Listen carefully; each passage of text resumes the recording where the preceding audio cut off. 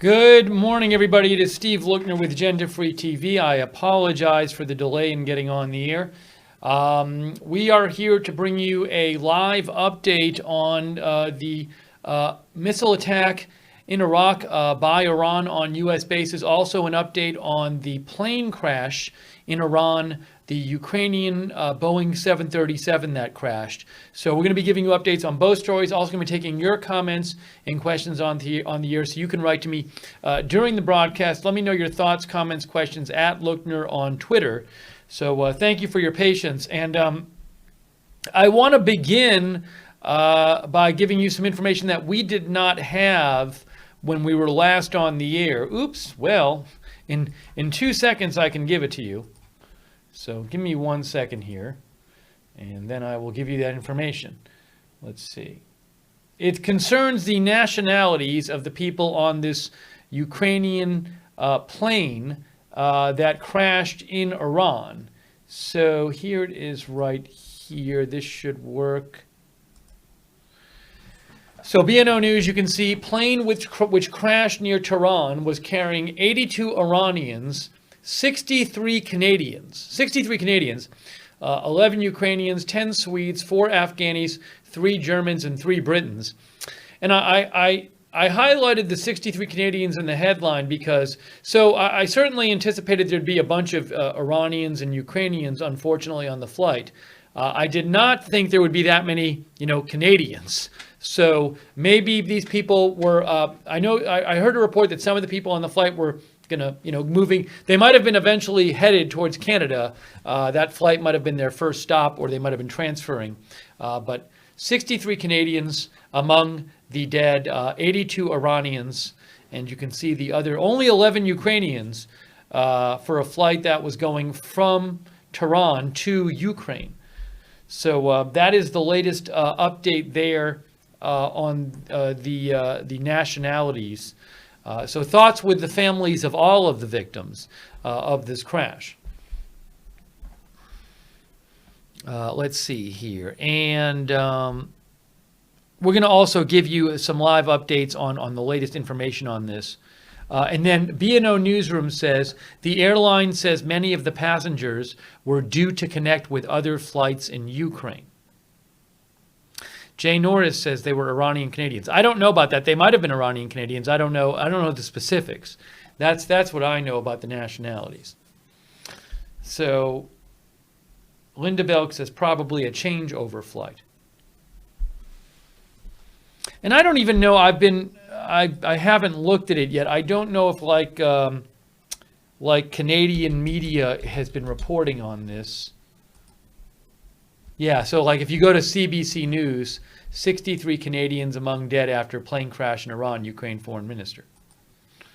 So it's obviously terrible no matter where anyone's from. But I did expect a lot of the people to be from Iran or Ukraine, but 63 from Canada, that's a big number. Oh, now, hang on a second. I've seen some different numbers. I've seen 170 dead and I've seen 176 dead. So I'm going to go, the last I read was, I think it might have, maybe it's 176. I apologize. I've seen both numbers reported. Reuters is saying 176. So I'll switch it to 176. Again, I've seen both. So I apologize for that. I'll go with 176 right now. Oops. If I can fix this. Chris Wright says, our hearts go out to those lost. Yeah, I believe an earlier report I saw said 167 passengers and 9 crew. So thank you, Chris Wright. I agree. As I said before, certainly that's 176 people whose families lost somebody, a family member. So just terrible. Now, as to what there's this report that came out that the Ukrainian government said it was like an engine failure. Let me show you something about that. Where was that? Ukrainian embassy claims it was engine failure. Vincent Leap said, according to Reuters, Ukraine International Airlines, that's The plane was a Ukrainian International Airlines plane. Ukraine International Airlines says crashed plane passed last planned technical service on January 6th. January 6th, which is 2 days ago. So it passed its last planned technical service on January 6th. You can see ELINT News says even though Ukraine embassy claims it was engine failure. So we'll talk about the specifics, but it's not clear right now why that plane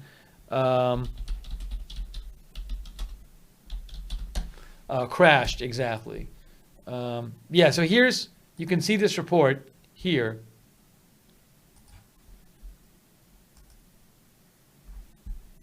Ukrainian embassy says engine failure caused deadly plane crash in Tehran. Thanks, by the way, KG Cat. Thank you, KJ Cat. Thank you also, Tyler Clark from Mexico. Thank you, Tyler. And thank you, Vusarid from Australia. I appreciate it. Thank you.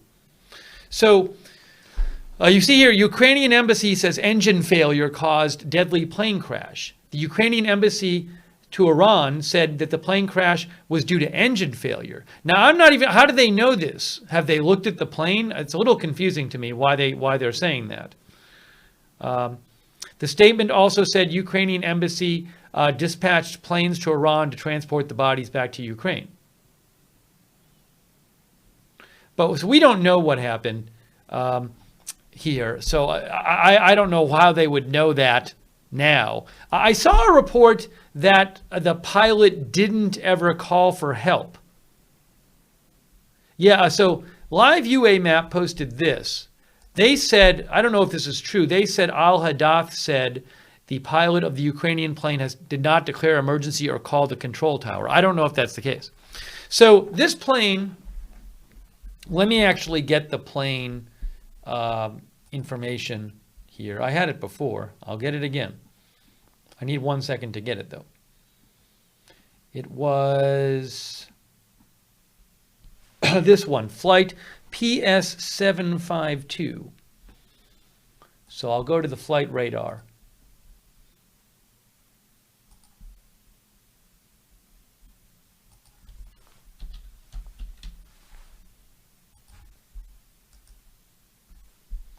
The plane that crashed is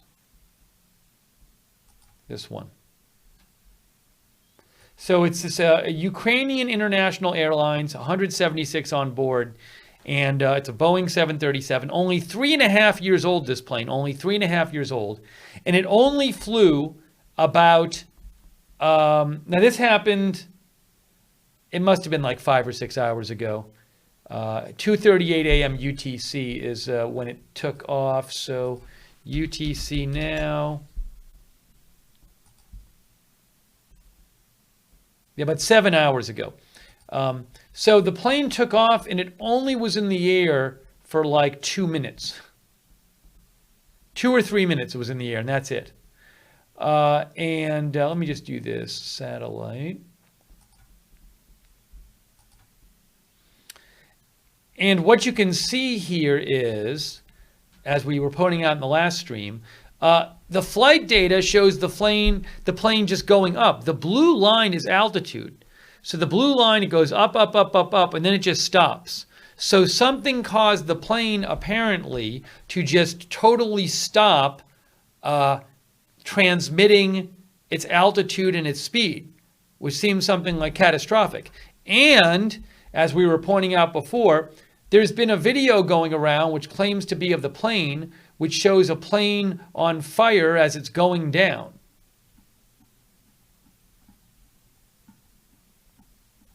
I don't know if that video. I don't know if that video is. Hold on a second here.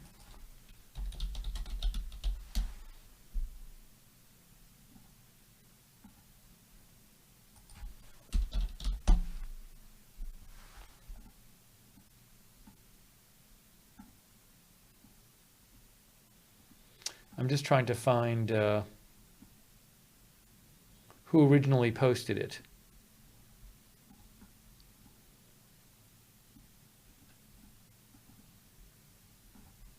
Hang on, let me go to this.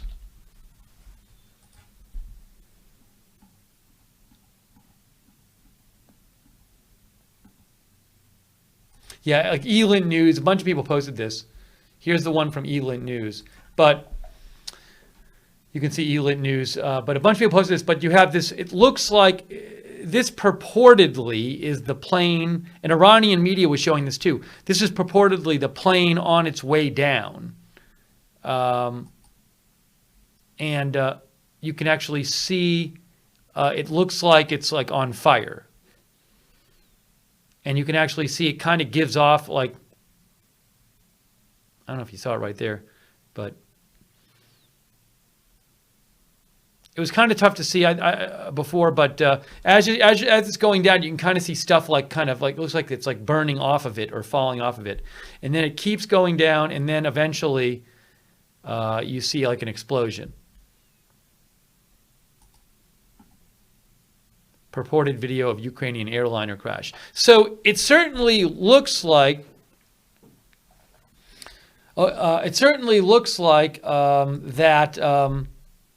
that, you know, if that's the video, then what happened is there was something catastrophic very quickly after takeoff, which caused the plane to catch on fire, and also which caused the plane to stop transmitting its altitude and speed information. Now, one outlet in Jordan, Al Hadath, claimed that this was accidentally shot down by Iranian anti-aircraft fire. I have no idea if that's true. So no one really knows what happens. Ukrainian embassy is claiming that it was an engine failure. I have no idea why they'd know that. Also, I don't know why an engine failure would be that catastrophic for the plane. I just don't know. So we don't know why it crashed. But, you know, as I mentioned before, we sadly know now the nationalities of the people on the plane. We did not hear that before. So just one more time. 82 Iranians, 63 Canadians, 11 Ukrainians, 10 Swedes, 4 Afghanis, 3 Germans, and 3 Britons.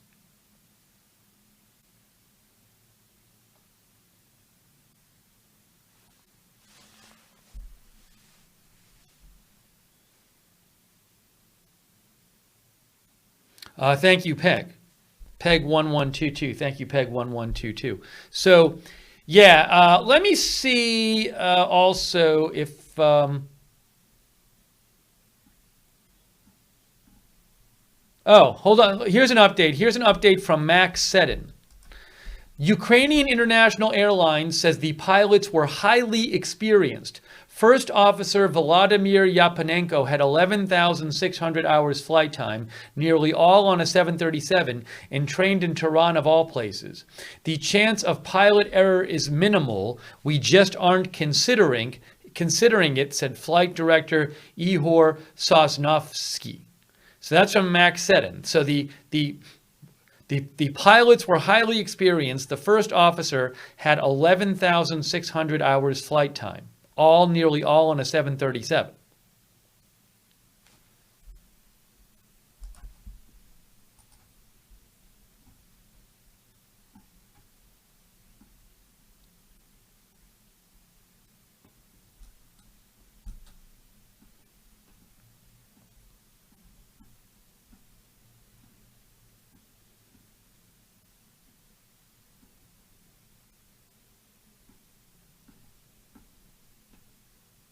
Oh, and hang on a second, sorry.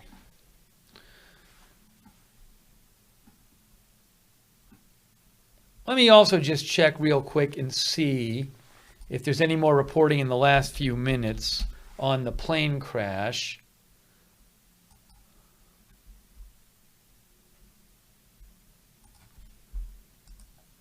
Boeing 737 plane crashes in Iran shortly after takeoff. There's a picture of some of the wreckage.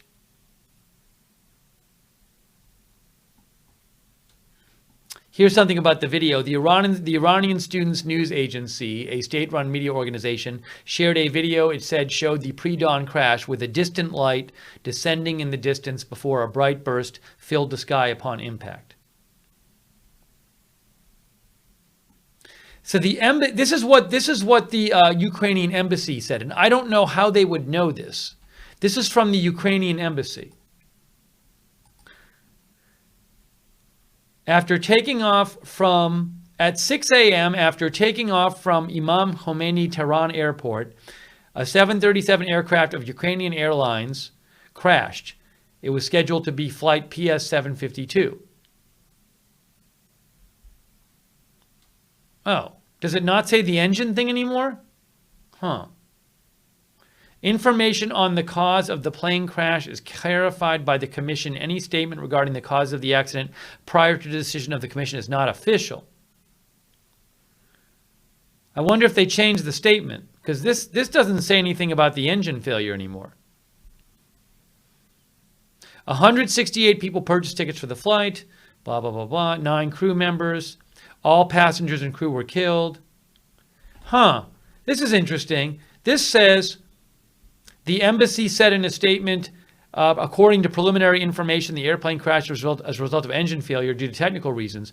But now that I look at this statement, it doesn't say that at all. So I wonder if they've taken that off of their statement. Because there's nothing there about engine failure right now.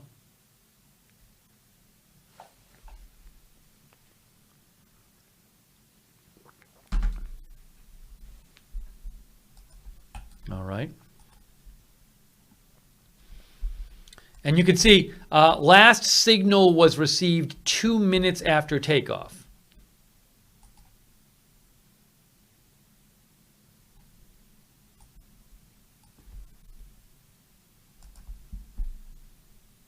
Now, Nico's Kitchen says not even a radio call from the pilots. I'm not sure about that. There was a report that said no radio call for the pilots, but that was just one media outlet, so I'm not sure that's the case.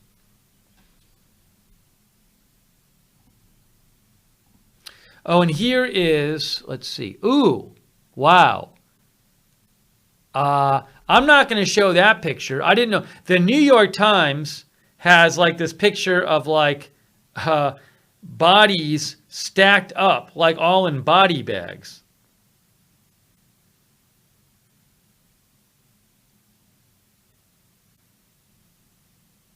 Kind of crazy.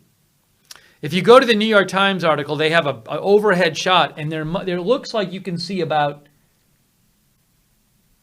like 70 or 80 or 90 bodies just stacked in rows of body bags. It's terrible. It's terrible. I didn't even see that picture before. And there's no bodies in this picture, but this is just, you can see some of the wreckage. And it's only a 3.5-year-old plane. So what caused this plane to crash? We don't know. They're investigating it. And I don't know, we talked about this before, I don't know if the FAA, some aviation analysts were saying they don't even know if the FAA or Boeing will even be allowed into Iran to help out with the investigation. Oh, John R. Dildy says there's a photo I've seen depicting what appears to be shrapnel impacting a wing similar to the Malaysian 17 flight. Yeah, let me show you some. I'll show you a couple of photos. And thank you, John Dildy, and thank you, Jim Knapp and Billy Stahl. Billy Stahl said 0% that engine failure is the cause of this. Well, let me show you something that. Was it Eland who posted this? There's some photos supposedly showing like some holes in the plane. See if I can find it. Who posted that? Right when I came on the air, I saw.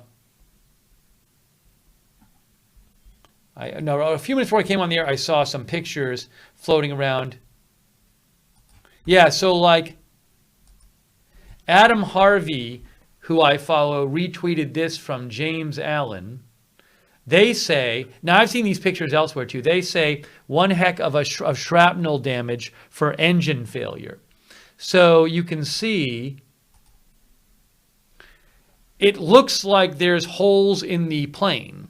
I have no idea that maybe an engine blew up or something, but I've seen these photos. See, there's a, you can see there. I've seen these photos floating around. I can't verify them, but I've seen them posted a lot of places.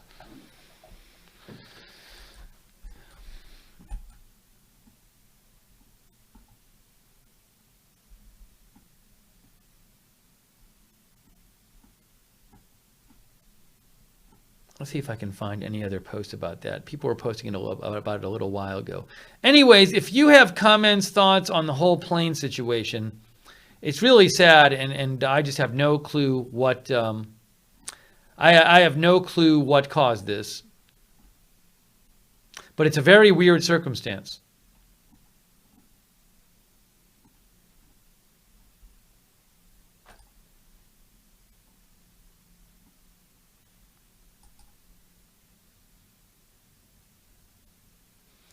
Oh, I was sent in a link from Daniel's Life from Sky News saying criminal proceedings would open in Ukraine. I don't know that that means that they know anything. That might just be something they standardly would do in a situation like this. Let's see here. Here's Sky News. 3 Britons among 176 killed as plane crashes off. Blah, blah, blah, blah, blah. This technical problems report was on Iranian state TV within an hour of the plane crashing. I just can't imagine that they really knew.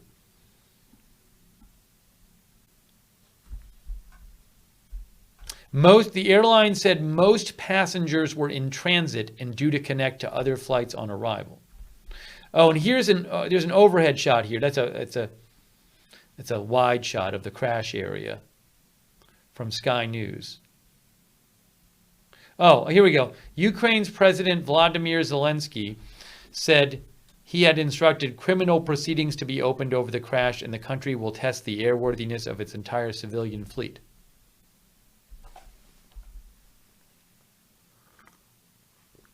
The airline says it's doing everything possible to find the cause of the crash, and it's suspended all flights to Tehran indefinitely.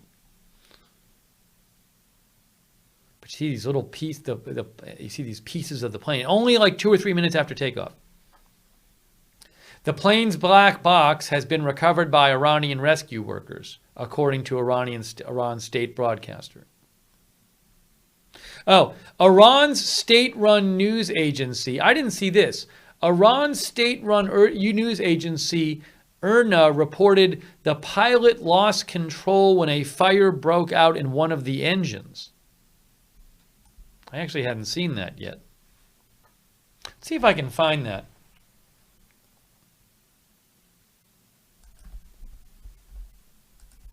It seems pretty quick to know that.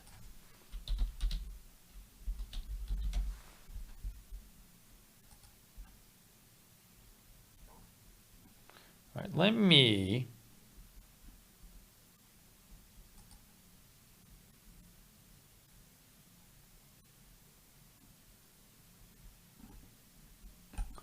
trying to go to IRNA News. I'd like to find that article where they say that. Let's check here.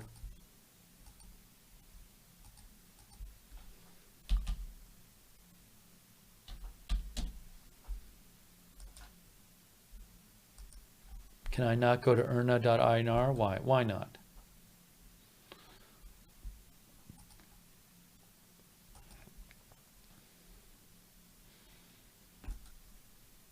How about this? I want to check an Iranian source and see if they're posting anything new about this.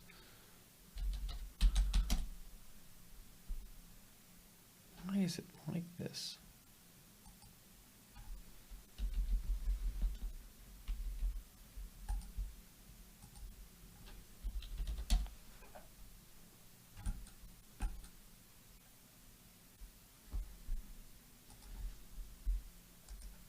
Here's Iran Students News Agency. That's an Iranian run. That's a Iranian government run news agency. But oh, look at this. I haven't seen this. If it loads. ISNA photo. There's one of the wings. Yeah, the plane is totally in pieces. See, the original plane is there. If I move my head or if I scroll down, there's the original plane right there. But there's one of the wings. That's from ISNA photo.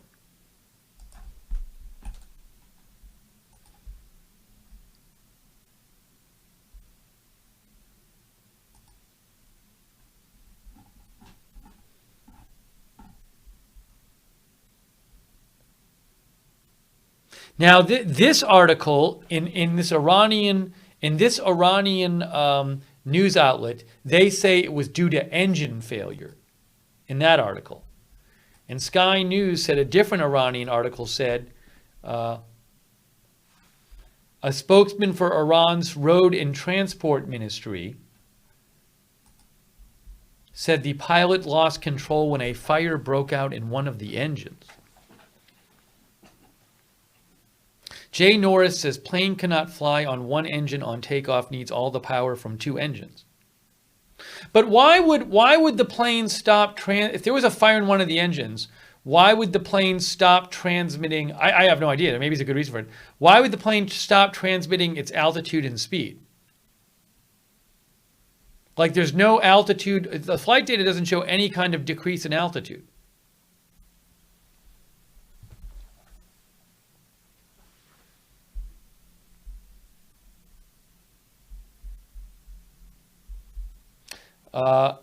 MLB AWT says, how long after the missiles strike did the plane crash? And the plane crashed like 4 hours after the missile strikes.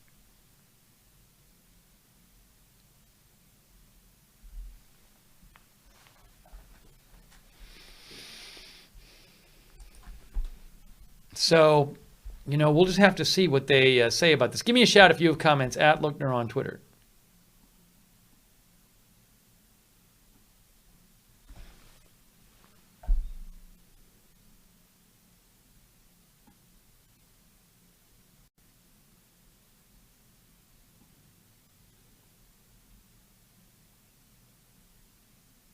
James said he saw some kind of article mentioning Ukraine withdraws statement about the engine failure.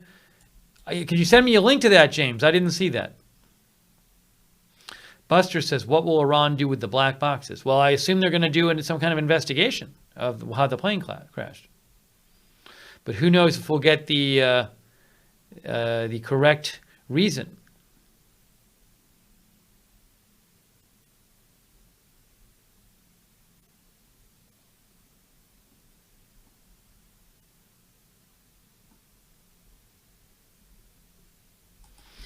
Plush Vader says, is there any way to find out if this was the first flight to take off from the airport after they were sure the U.S. wasn't shooting back? Oh, I don't think it was. I can just go to the airport and look. If we do this,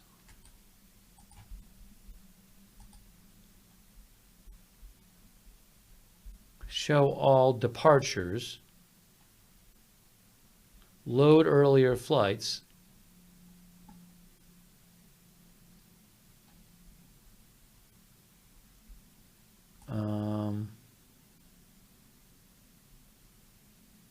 Yeah, I mean, this plane, the plane that crashed, oh no, we want January 8th.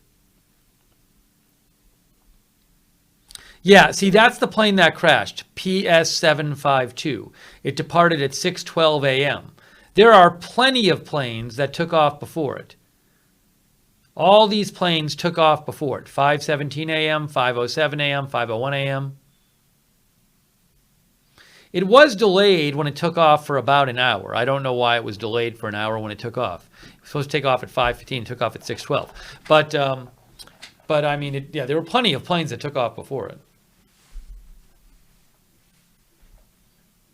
The Law of Love continues, says, why are so many Canadians on board? Well, I'm assuming that maybe for Canadians, maybe there were Canadians visiting some country, and then to get home, you have to fly through Tehran in Ukraine or something. I mean, most of the passengers on that flight were connecting to other flights.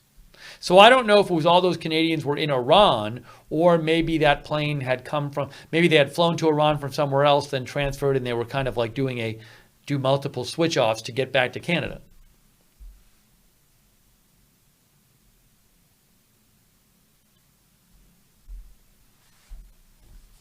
Mark, thanks to our moderators, by the way. Mark Connolly says, now please try to avoid using all capital letters in the chat rooms, please. But Mark asked, why would the plane blow up from a fire in one engine? I don't know. Well, I don't know. It looks like the plane was on fire from that video. If that video is legit, the plane was on fire coming down. And it certainly had stopped transmitting data. Thanks to our moderators. We have Garth Russell is there. Thank you, Garth, for moderating right now. Garth might be by himself late night. Well, thank you, Garth. Extra thanks. Linda Belk is moderating our Periscope chat. Thank you, Linda. I appreciate it very much. And thanks, by the way, to Chris and Robin for the super hearts. Thank you also to our Facebook and Twitch moderators, too.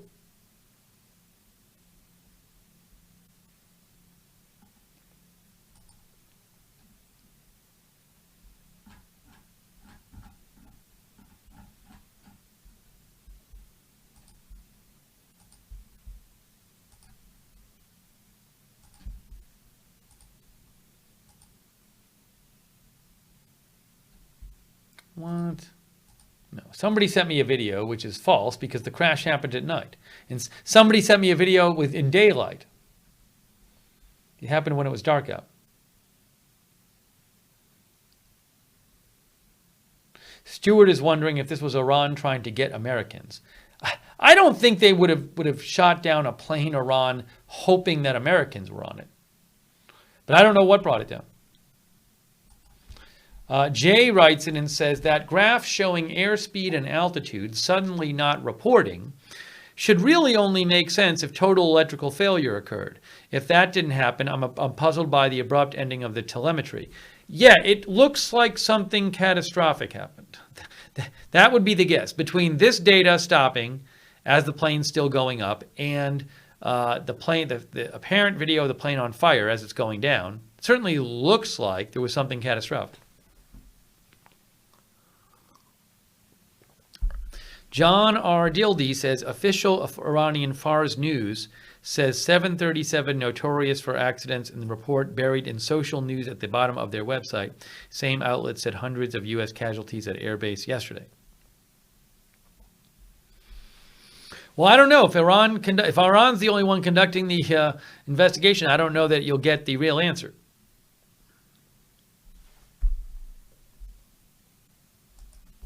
But it's very strange. 3.5-year-old plane crashes 2 minutes after takeoff, stops transmitting data while it's still rising in the air. I haven't heard of any kind of distress call. I don't know if there was. And then there's purported video of the plane on fire as it comes down. Monkey says, really weird timing if it was a genuine accident.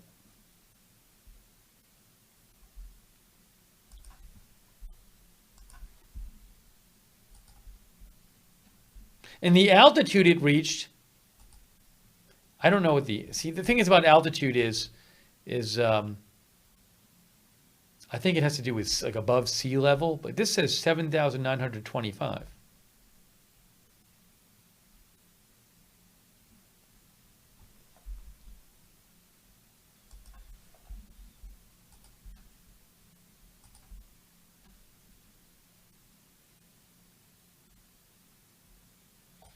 Mahdi says, if the Iranians are so confident about their claim this was an engine problem, let them release the ATC communications confirming a distress call, a mayday, or an emergency transponder code, etc.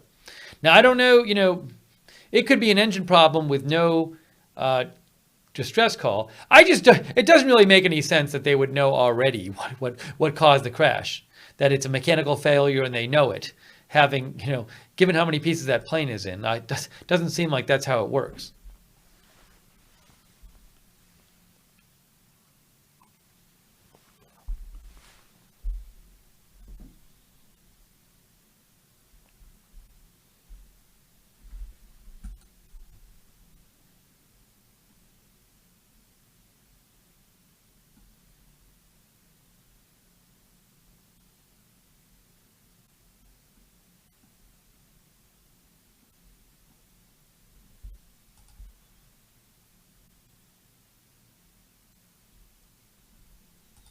All right, so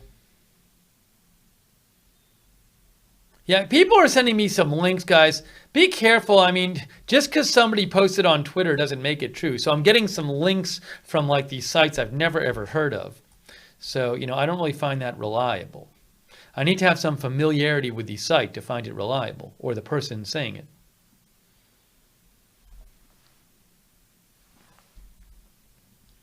Maybe also, let me see. How about like, let's try this.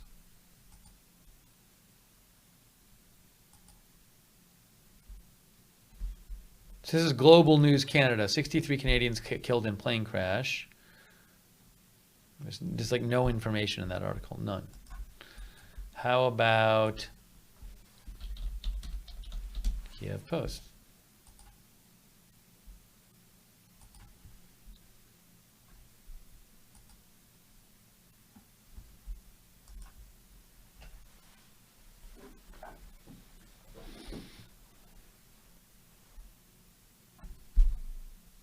Okay, passenger plane, blah, blah, blah. Came down less than 4 minutes after taking off in Tehran. See, Iranian state television initially reported that the crash might have been caused for technical reasons, but other news reports suggested Iranian forces mistakenly shot the plane down. In a statement on its website, the Ukrainian embassy in Tehran said it did not believe the crash was caused by a terrorist or rocket attack, and placed the blame on technical issues with the engine. However, the embassy subsequently deleted its statement. So the statement was deleted. Ukraine deleted its statement that it was technical issues with the engine. They don't think it was a terrorist or rocket attack. That's actually quite interesting. Let me post it on Twitter. Hang on.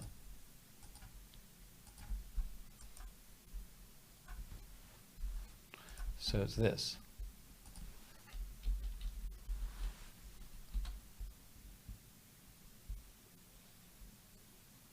So this is from the Kiev Post. Can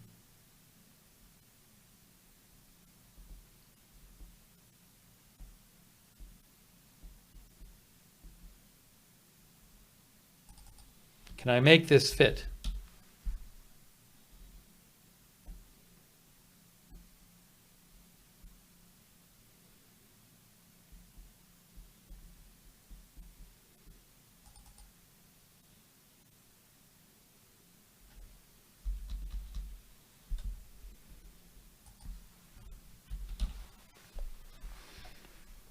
In a statement on its website, the Ukrainian embassy said it did not believe the crash was caused by a terrorist or rocket attack and placed the blame on technical issues with the engine. However, the embassy subsequently deleted its statement. Yeah, because when I went to the embassy statement, it wasn't there.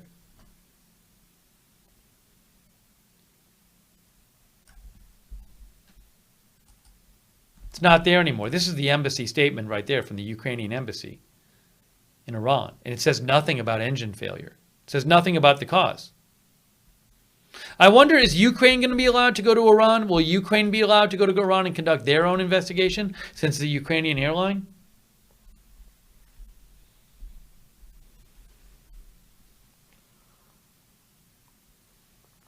Jeff says plane fuselage clearly in flames. Poor souls were probably burning alive on the way down.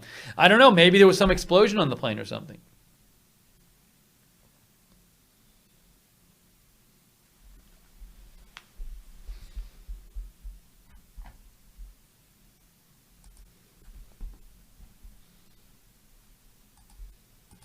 Oh, I should check the elevation of that airport. Elevation of Khomeini Airport.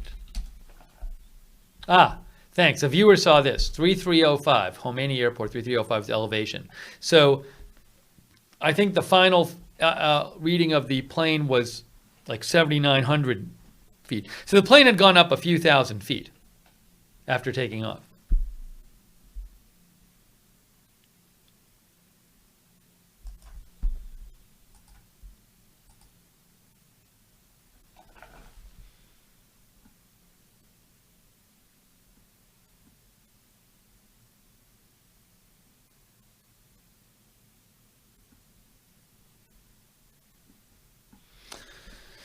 Yeah, but it's just strange that it would happen like that.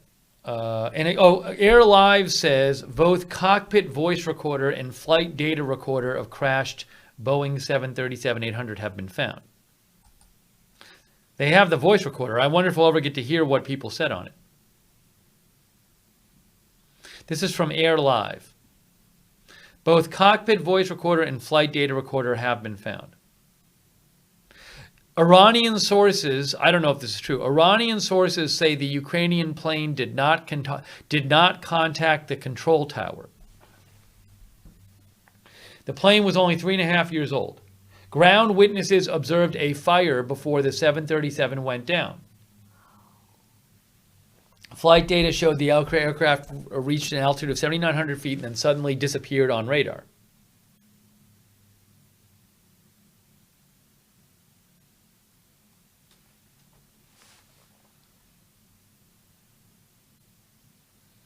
If you want to write to me on Twitter @Lookner. Thanks for your kind words. 222 mission. Luna Girl says we won't ever know the flight data or the voice recording.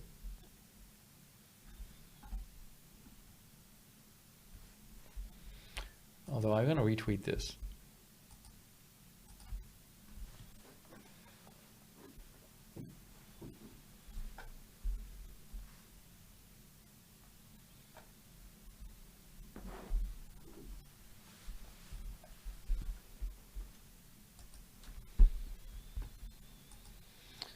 So again, condolences to all the families. Not good. Oh, here's something. Stacy sent me this. Thank you, Stacy. Vincent Lee, Iran Civil Aviation Organization head, says will not give black box of crashed Ukrainian airline to Boeing.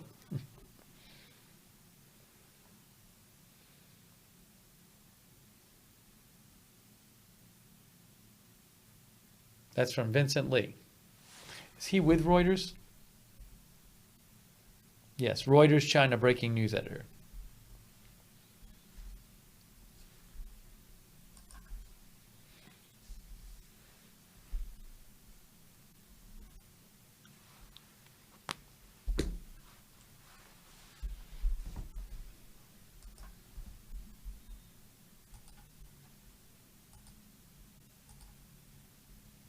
Who knows what this investigation is going to end up being like?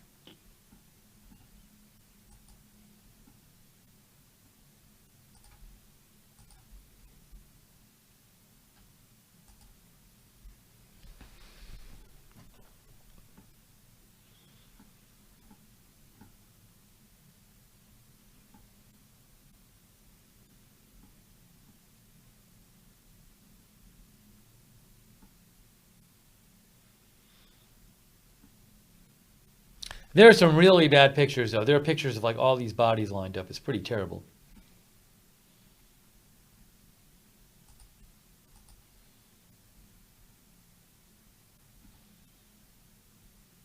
What is this? Somebody just sent me the video. We already showed it.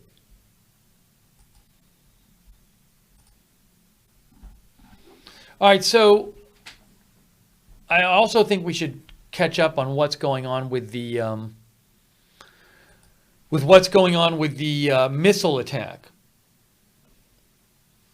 So I'll let you know if I hear anything more about the plane. It's a weird situation, but I guess Iran's going to investigate it.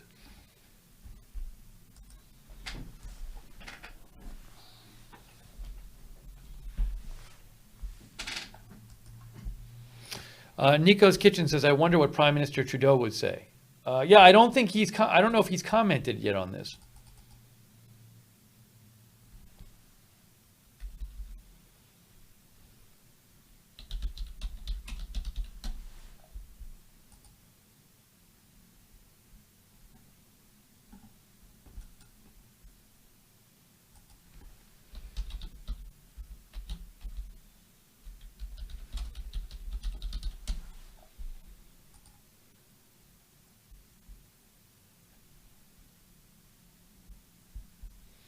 All right, so let's catch up and talk about the missile attack.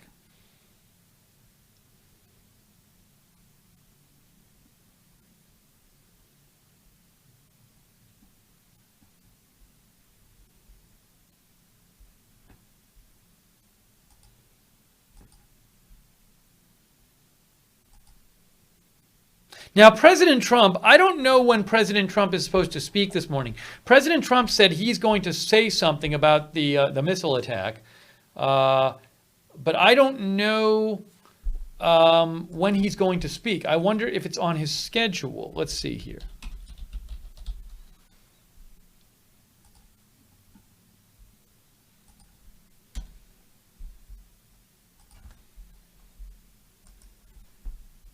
Wednesday. No, it's not on the schedule. So White House pool call time 9. Well, they're always there at 9, like it looks like. So usually. So we don't know when he's going to speak.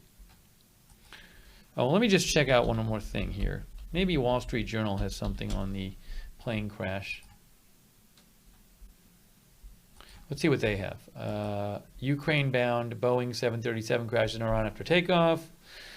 Okay. Let's see.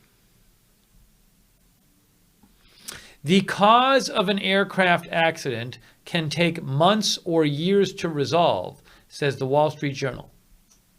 The cause of an aircraft accident can take months or years to resolve, but heightened tensions between Iran and the U.S. have focused attention on potential ripple effects in the aviation area, blah, blah, blah, blah. Ukrainian International Airlines has a fleet of 40 jets, most of them modern, Western-built jetliners that are rented from aircraft lessors.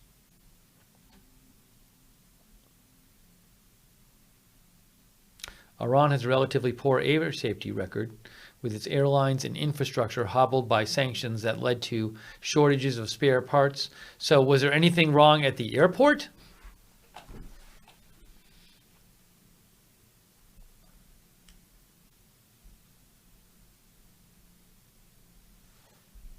Yeah, there's not much new in there. Hey, thanks, Sayedin, for your support.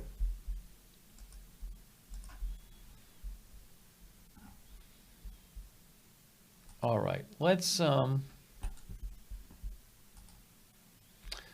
see if there's any new reporting. I haven't checked up in a couple hours on the latest details. Well, I've been peeking, but the latest details with the missile attack. So I will say this. So what happened is reportedly over a dozen missiles were fired at 2 U.S. bases, 2 joint U.S.-Iraq bases in Iraq last night.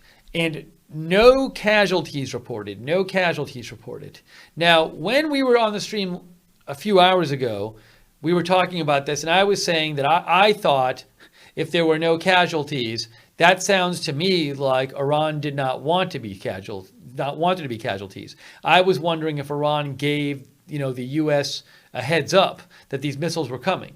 So I will say, when I was taking my break and eating, I was flipping around through some of the channels, and some of the analysts on the channels were saying stuff like, yeah, maybe Iran told them in advance. Like people did think, a number of analysts I saw thought it was kind of like, it was that the fact that nobody got injured needed some kind of explanation for it. Somebody made a good point. One of the analysts made a very good point. They said if you look at the Iraq attack on the Saudi Arabian oil facilities, that was a very precise attack. I remember looking at a photo of the aftermath, and there were a number of these large tanks in a row, and each one had this very small hole in it, and you could tell it was like a precision attack. So I have to imagine if Iraq wanted to inflict casualties on Americans, they would have done something different. So it sounds like maybe Iran. Sounds like maybe Iran didn't want to inflict casualties. There's a number of analysts who believe this was just something for their domestic audience, and that maybe Iran will respond sometime in some kind of more indirect way to the U.S., like through a proxy. or in a deniable way through a proxy or, you know, a cyber attack or something.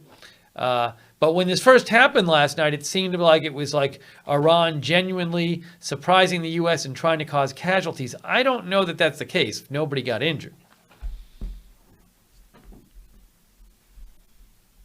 Thank you, Bobby Wick, for your support. Bobby says, at this moment, we really don't know what's going on. Glad you're alive tonight. Thank you, Bobby. And thank you to Marcus Anderson. Marcus Anderson says, oh yeah, we mentioned this. We haven't mentioned it on this stream. We talked about it in the earlier stream. As Marcus Anderson says, U.S. aviation authorities imposed a ban on U.S. civilian aircraft traveling across Iraq, Iran, the Persian Gulf, and the Gulf of Oman. Yes, so there's now a ban on civilian aircraft from the U.S. flying over that airspace. That's true. Thank you, Marcus Anderson. Yeah, I think I have it right here. Right. FAA says flight restrictions that prohibit U.S. civil aviation operators from operating the airspace over Iraq, Iran, and the waters of the Persian Gulf and Gulf of Oman.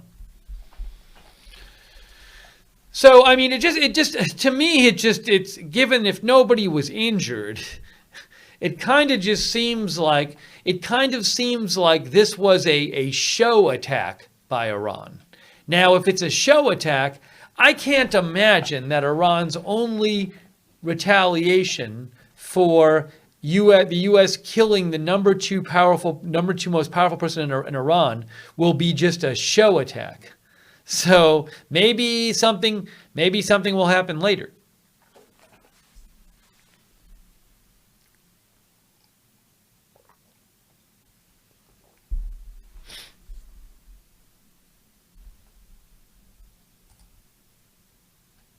Now, maybe you feel differently. Let me know. Oh, look. Oh, look. Oh, what do you know? Oh, what do you know?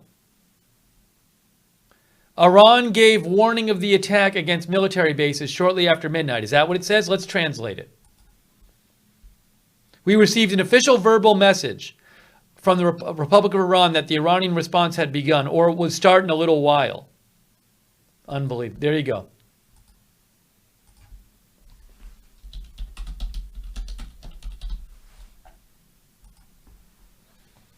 There you go.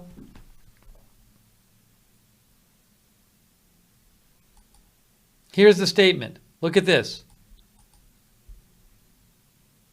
Iraqi Prime Minister, we received an official verbal message from the Islamic Republic of Iran that the Iranian response to the assassination of the martyr Qasem Soleimani had begun, or it will start in a little while. How about that? Oops, hang on. Well, there you go. Well, how about that? Iraqi Prime Minister.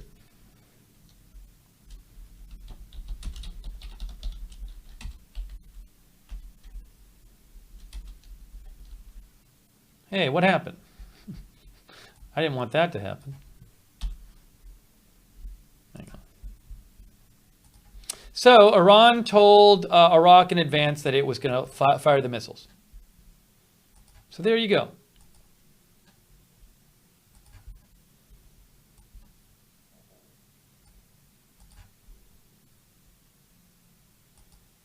Oh, there's more here. Okay. So they say, the Iraqi Prime Minister said, Iran told us that the response had begun or it will start in a little while. Okay. What else did they say? And that the strike will be limited to the whereabouts of the American army in Iraq without specifying its location. And at the exact same time, the American side called us and the rockets were falling on the wing of the American forces. So they claim they heard from Iran right when the missiles started falling on America. At the exact same time. I don't know. But they're also saying no casualties. No casualties for Iraqis, and no, we have not officially received the losses on the side of the coalition forces.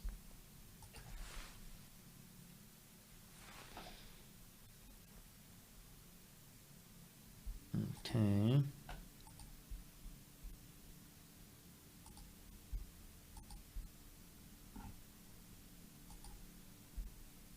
So now this says, it says that Iran told us that the response had begun, or it will start in a little while. And then they say, at the exact same time, the American side called us and the rockets were falling. I'm going to say this. Hang on.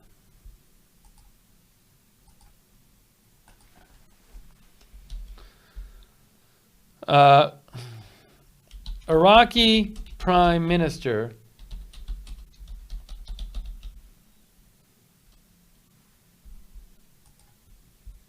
hang on. How did he word it?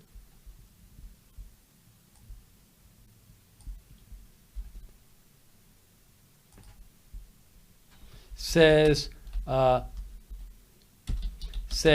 Iran told Iraq that retaliation for Soleimani killing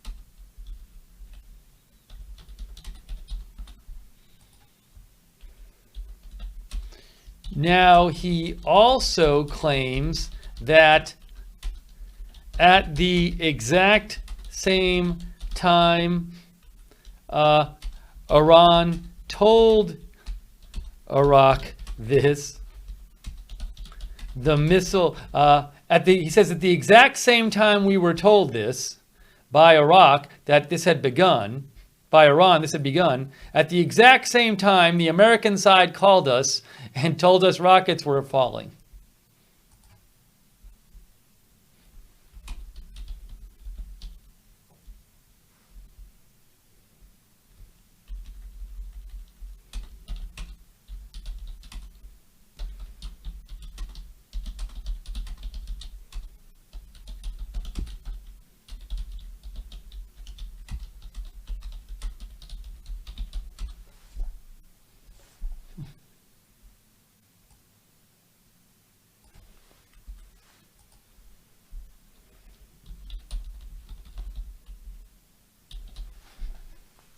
So that's the story from the Iraqi Prime Minister. Iraqi Prime Minister says Iran gave Iraq a heads up that retaliation for Soleimani killing had begun or it will start in a little while. He also claims that at the exact same time Iran told Iraq this, the U.S. called Iraqis and told them rockets were falling, supposedly.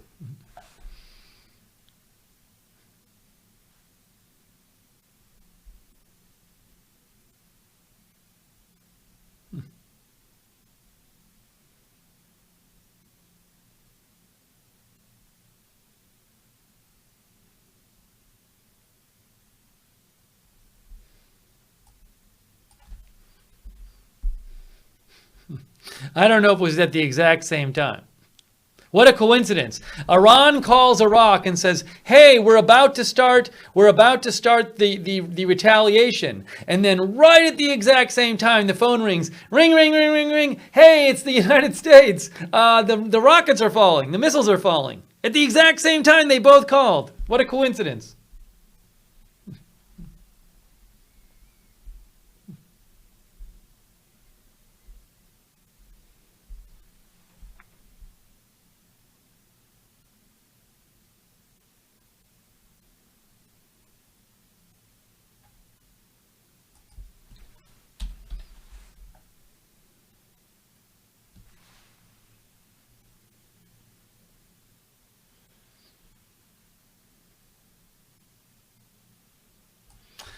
Sounds to me like sounds like to me like they were told in advance. That's what it sounds like to me.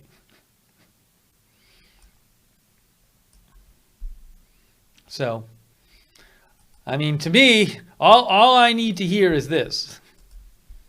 We received an official verbal message that that the response had begun or it will start in a little while. That means they got a heads up.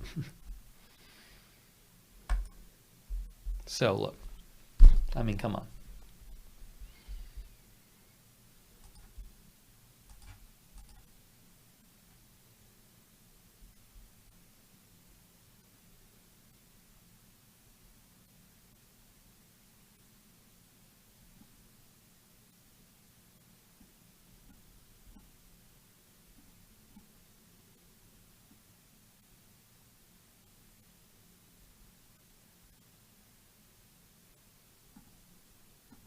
So look, it's like it just doesn't seem like this was any kind of attack that was designed to inflict casualties.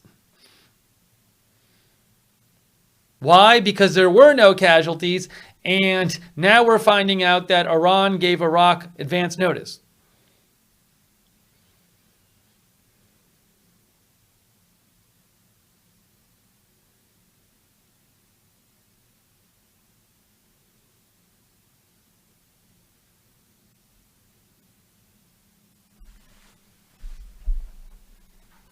Oh, I should change the headline here.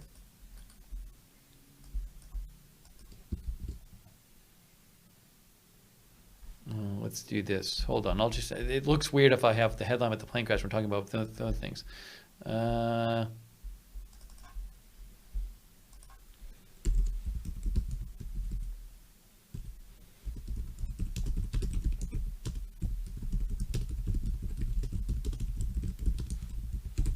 We'll say this.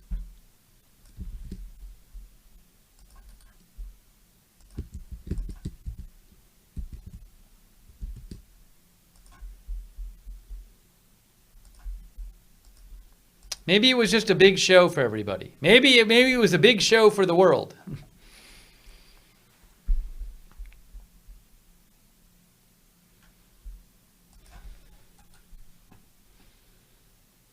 Let me know your thoughts at Lookner on Twitter.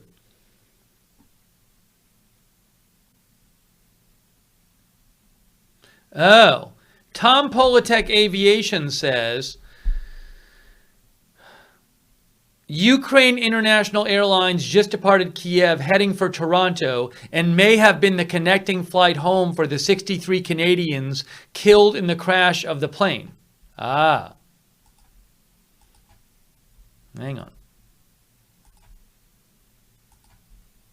So Tom Politek Aviation says Ukraine International Airlines PS241 just departed Kiev heading for Toronto, and that may have been the connecting flight home for the 63 Canadians killed in the crash of the plane that was flying from Tehran to Kiev on Ukraine International Airlines.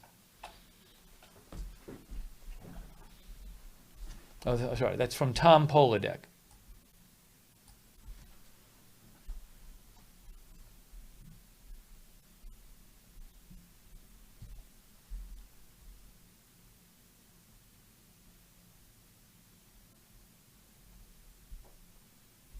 Give me a shout if you have comments, questions on either the plane crash or the missile attack. So, as I mentioned, we just got this report.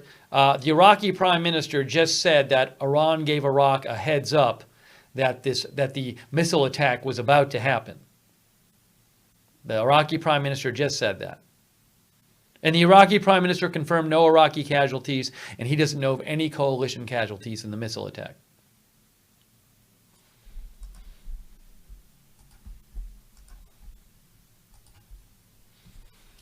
If a missile attack is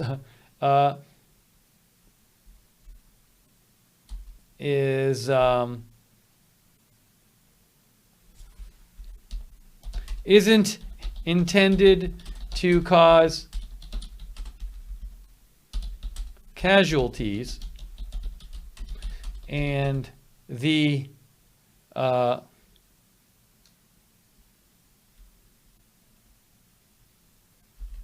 those at the destination are warned, and the target is warned in advance.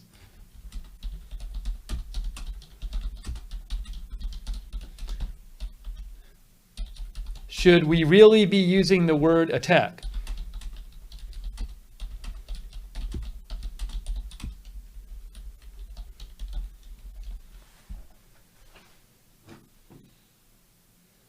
I'm just wondering about that.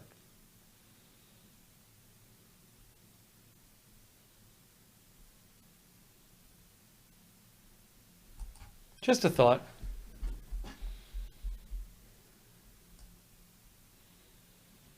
Joss Cusiak says, just woke up. What's happening? Are we going to war? Oh, I'm not going to go through it all again. Josh.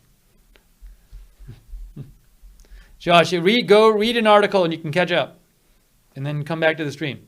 Hey, thanks to our moderators. We have Daniel's Life and Garth Russell in our YouTube chat. I really appreciate it. Thank you. Also, our Periscope moderators, like Linda Belk has been in there. And our Facebook and Twitch moderators too. Much appreciated moderators. Thank you. Gus Safi in our Facebook chat says the missile attack is a show for everyone that Iran responded back.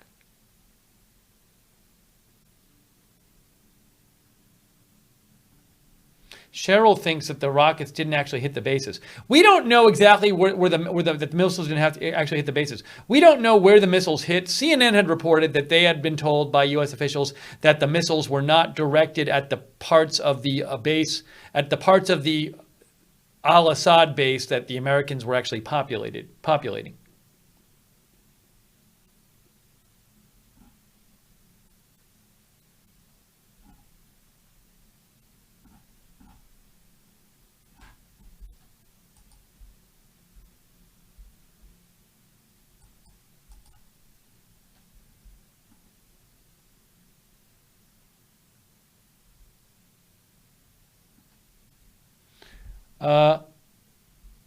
Oh, look at this. Hold on a second.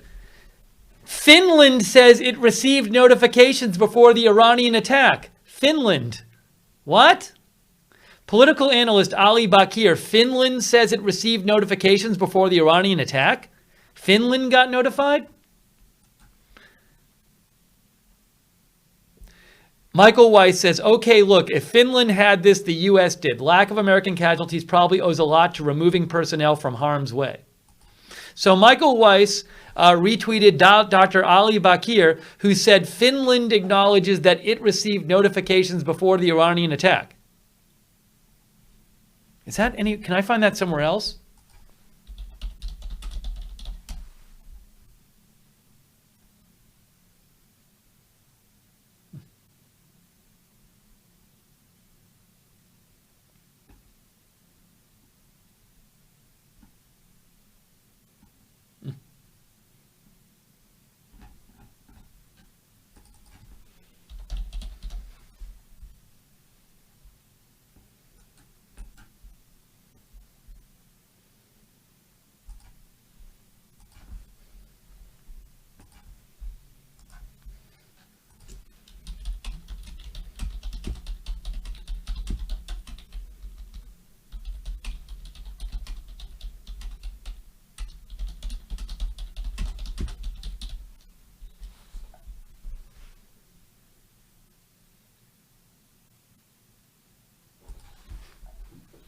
I feel like I've been tricked. I feel like we all watched this big show. I feel like we were all tricked. Everybody was covering this last night and thought it was a genuine attack. The whole world got tricked.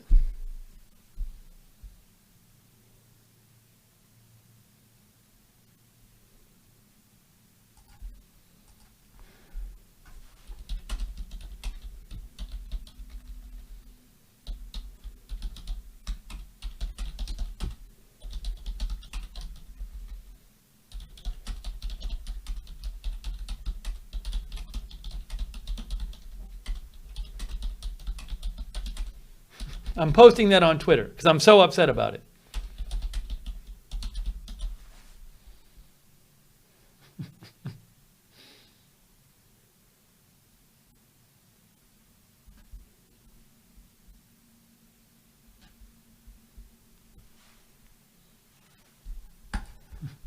It was a big show that tricked everybody, tricked the whole world.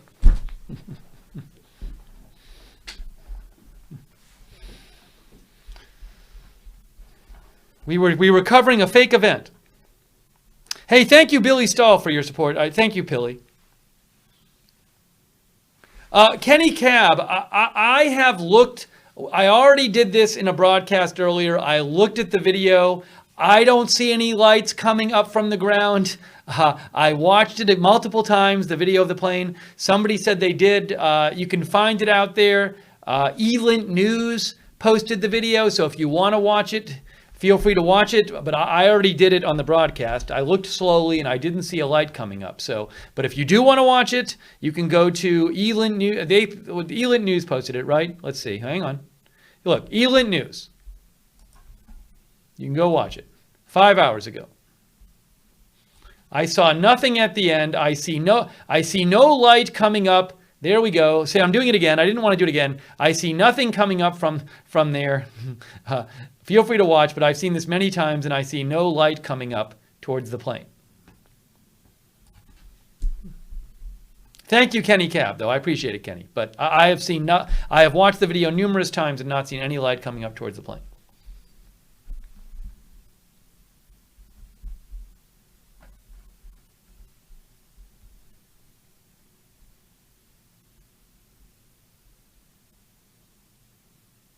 Visualize says, what's the trick? The trick is that Iran and the U.S.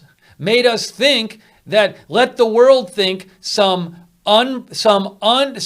genuine missile attack was going on, where Iran was genuinely trying to inflict damage on the U.S. and the U.S. didn't know it was coming, when in fact it looks like the U.S. did know it was coming, and the coalition forces took plenty of precautions to not have casualties caused, and that Iran didn't even intend to cause casualties. That's the trick.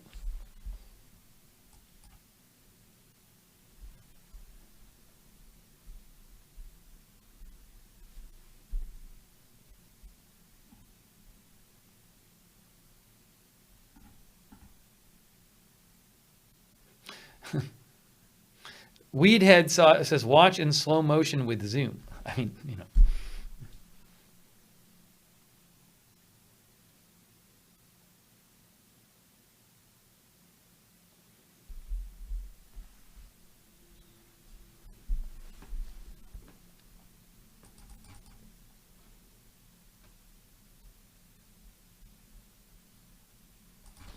Aurora Intel says, it appears Finland knew the strikes were coming. Therefore, I have no doubt the U.S. were completely aware of the incoming missiles, hence 0 casualties.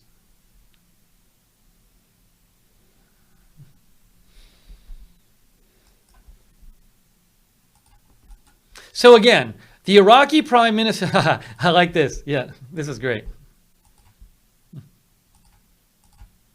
I'm retweeting that. From Marx. Nobody told me. Nobody told me the whole thing was a big show and phony. No, so the Iraqi Prime Minister, while we were on the air like a half an hour ago, tweeted out that Iran told Iraq in advance of that they were about to do the missile attack. And then he said, well, at the exact same time Iran called us, the U.S. called us and said, oh, the missiles are falling. So I think the Iraqi Prime Minister is saying that to try to make it look like he didn't know in advance. But he said the Iraqi Prime Minister said Iran called Iraq and said, the retaliation is starting or will start soon. And then there's reporting coming out now that Finland knew about it in advance as well.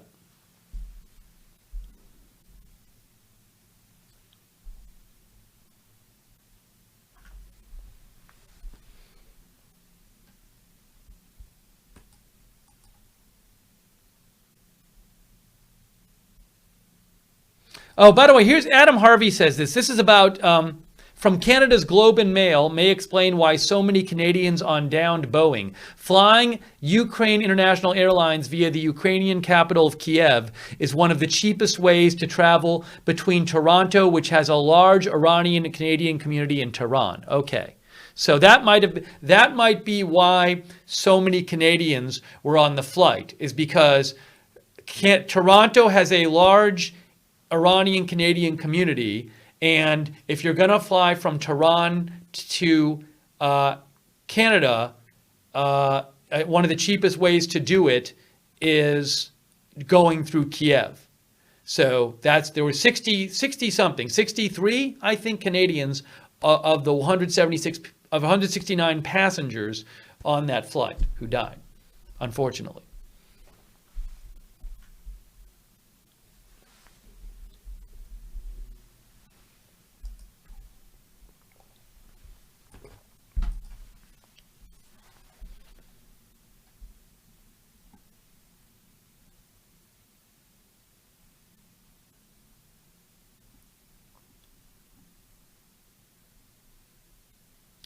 Oh, the first vice president of Iran just tweeted out this. Another Iranian official tweeted this out last night.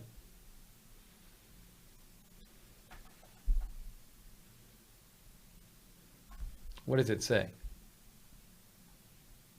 I can't translate it.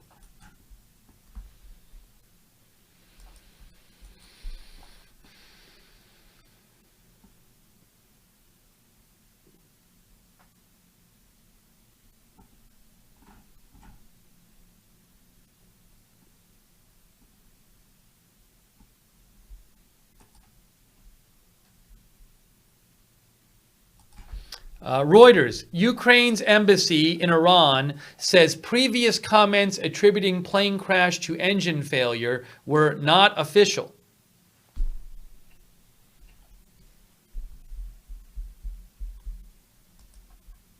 That's from B&O Newsroom.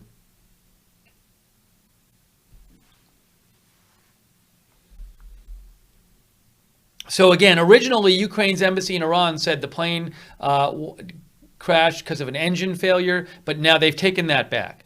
Now they're not saying why they think it crashed. They're saying we got to wait for the investigation.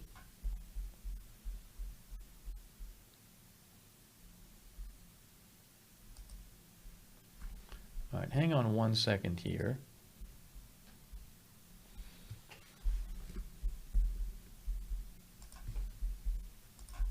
So we're giving you updates on the plane crash, terrible plane crash, which killed 176 people in Iran this morning, and also what's going on with the whole. I don't want to use the word missile attack, the missile incident last night. Thank you, Shelley Pinkston, by the way. Thank you, Shelley Pinkston. I appreciate that. So we're giving you the latest update on the missile incident and the plane crash. I need 1 quick minute, guys. Give me 1 minute. I'm going to take a quick 1 minute break, and then we're going to come back and continue our coverage. I'll leave that up there right now. So give me 1 minute. I'll be right back, and we will continue our live coverage.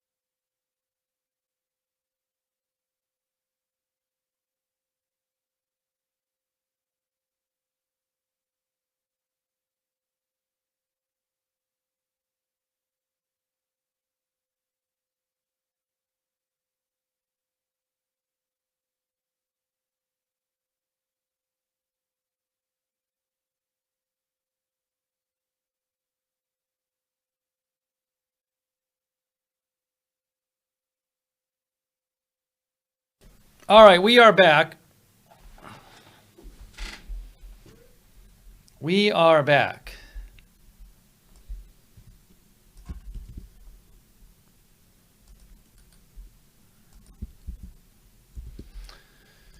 Few comments, questions on the thoughts on the Iran firing missiles at the U.S. force in Iraq or the plane crash in Iran. Give me a shout on Twitter, at Lookner on Twitter.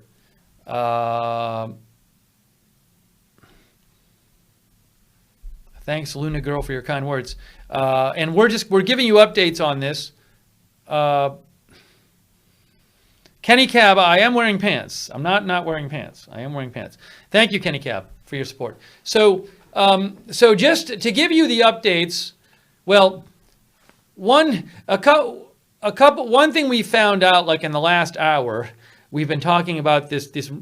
We found out the Iraq said they were told in advance by Iran that this missile attack was coming, and we also Iraq says no Iraqis were hurt. As far as we're aware, no Americans were hurt. So nobody was hurt in this missile firing. And Iraq was told in advance, which would mean the U.S. knew in advance. So it looks like this whole thing was just a big show. Honestly, I mean, I'm not joking. It really does. The evidence suggests that this whole thing was a giant show that wasn't intended to hurt anyone, or even maybe to do significant damage. Now, certainly when you have missiles flying through the air, an accident could happen. It could hit somebody it's not supposed to hit. But it really looks like this was a giant show. So given that it looks like a giant show, I would be shocked if President Trump did anything in response to it, because it looks like it wasn't intended to even hurt anyone. Now, the bigger question then becomes, it's almost like the retaliation doesn't happen. Now that we know that Iran warned the other side in advance, now that we know that, it just seems like it's almost as if this never happened. It's almost as if we're back to square one and we're waiting for the real retaliation.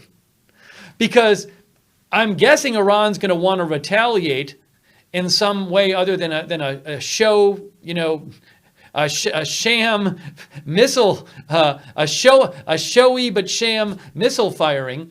I have to imagine that they're going to want to retaliate for the U.S. killing the second most powerful person in Iran, and we don't know when that's going to be. Really, it's literally like the whole day never happened. It's like we're back to what's Iran going to do. That's how I feel it is. Thank you, Seth. Thank you, Seth. I don't even understand your question, Seth, for a great movie. Thank you, Seth. I appreciate it.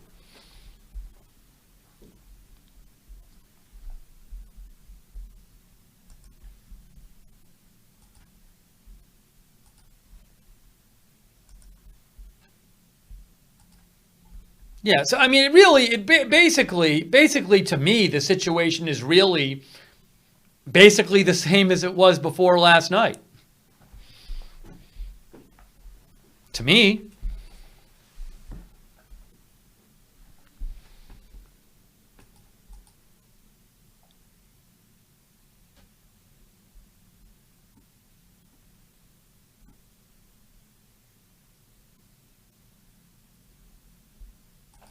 As instant news alerts, we told you this a little while ago. Ukrainian embassy in Tehran backing away from the initial conclusion that the crash was an accident, now says it's unclear what caused the plane crash. Hey, Kenny Cab, thank you. No, I don't have to prove it, Kenny Cab. I don't have to prove it. Thank you, Kenny Cab.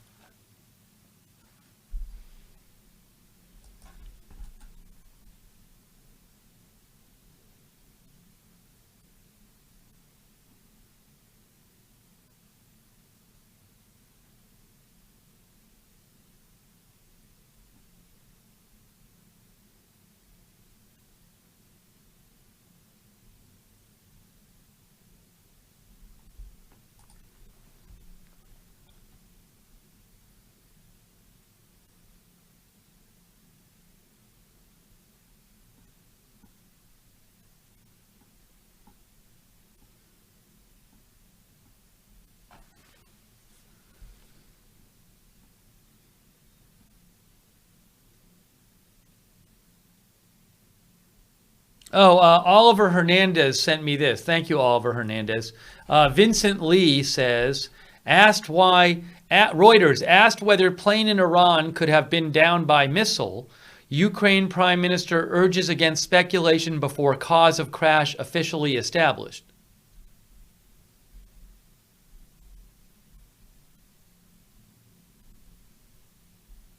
That's from Vincent Lee, from Reuters. So they're not ruling out that the plane was brought down by something malicious or accidental. Now, Seth, that comment, Seth, is not relevant to this broadcast, so I have to remove that comment. The comments at least got to be relevant to the broadcast, Seth.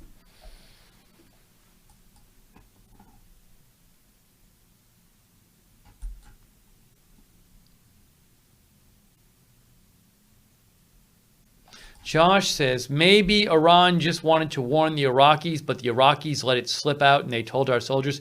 No, if you're Iran and you tell Iraq that these missiles are coming, you know Iraq's going to tell the United States. Billy Stahl thinks the military strike was a show and the plane crash was an attack. Now, if the thing is, I don't know why would that plane get attacked, though?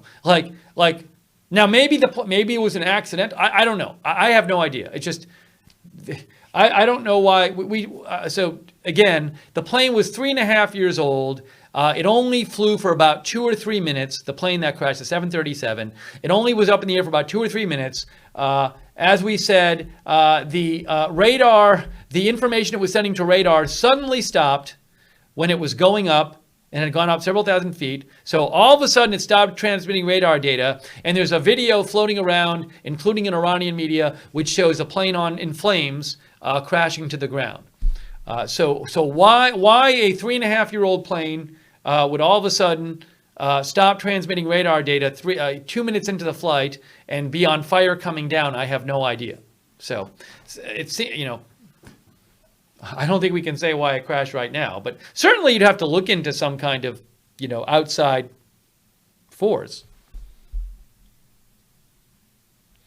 Still Kicking says Trudeau still no tweet on crash.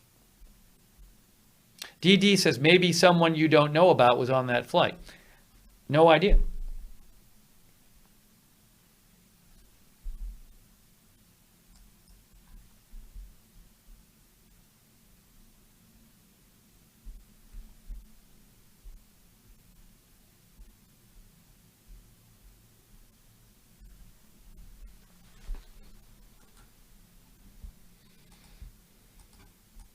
So we've been talking about that. Oh, hey, there's this. Reuters.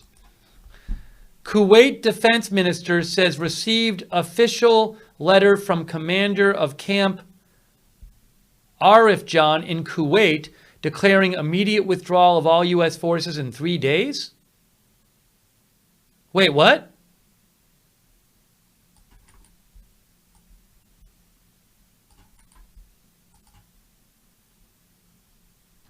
Wait, what? Kuwait defense minister says received official letter from commander of Camp Arifjan in Kuwait declaring imminent withdrawal of all U.S. forces in 3 days. So apparently, Kuwait just got a letter too, saying U.S. forces are withdrawing.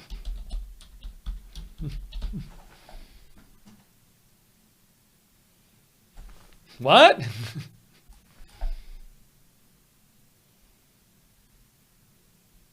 So are we pulling out of Kuwait? I'm so confused. Remember, like 2 days ago, or yesterday, like a day ago, there was this letter sent to Iraq from the U.S. military saying we're withdrawing in accordance with the Iraqi wishes. And then the Secretary of Defense denied it and said, the Joint Chiefs of Staff chairman said, oh, it was a mistake. It shouldn't have been sent out. Well, now we have the Kuwait defense minister saying they got a letter from the commander of Camp Arifjan, which is a United States camp, saying imminent withdrawal of all U.S. forces in 3 days. Kuwait defense minister said the letter was unexpected, communicating with U.S. Department of Defense for more information. Kuwait says the letter it got from the U.S. saying the U.S. was withdrawing was unexpected. What is going on?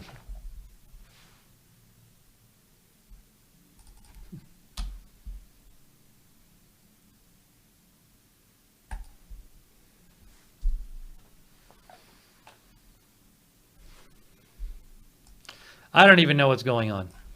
Are we just like pulling our troops out from places?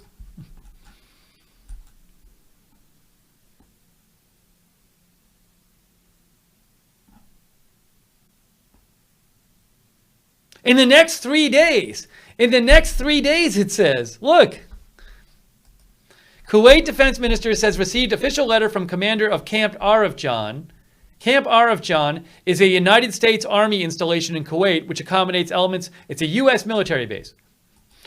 Kuwait defense minister says received an official letter from the commander of Camp Arifjan in Kuwait declaring imminent withdrawal of all U.S. forces in 3 days, says Vincent Lee. Kuwait defense minister said the letter was unexpected.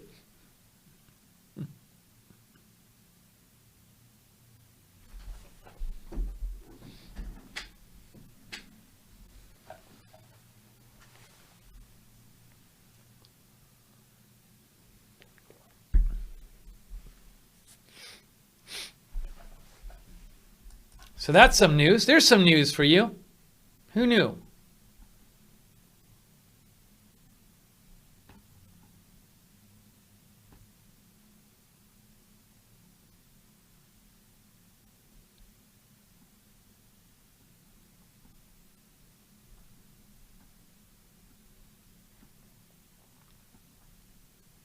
Maybe the U.S. is pulling forces out of Kuwait.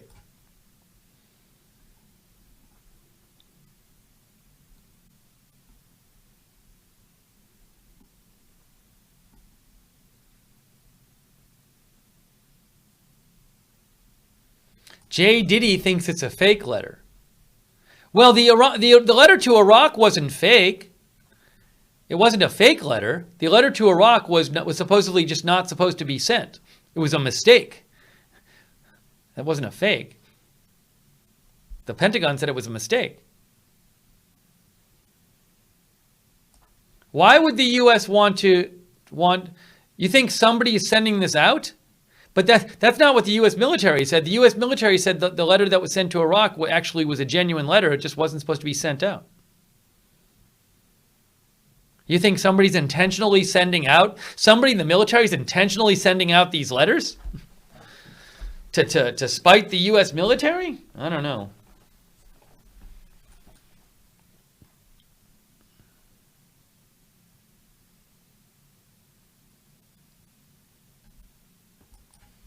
Plush Vader said there are reports Iran media is reporting lots of U.S. deaths. Yes, Iran media has reported U.S. deaths in the airstrikes, which didn't happen. But because they would have no clue, it's just in-country propaganda to make their people think they did something big, and then they will say the U.S. doesn't have the backbone to retaliate, in my mind. It's from Plush Vader.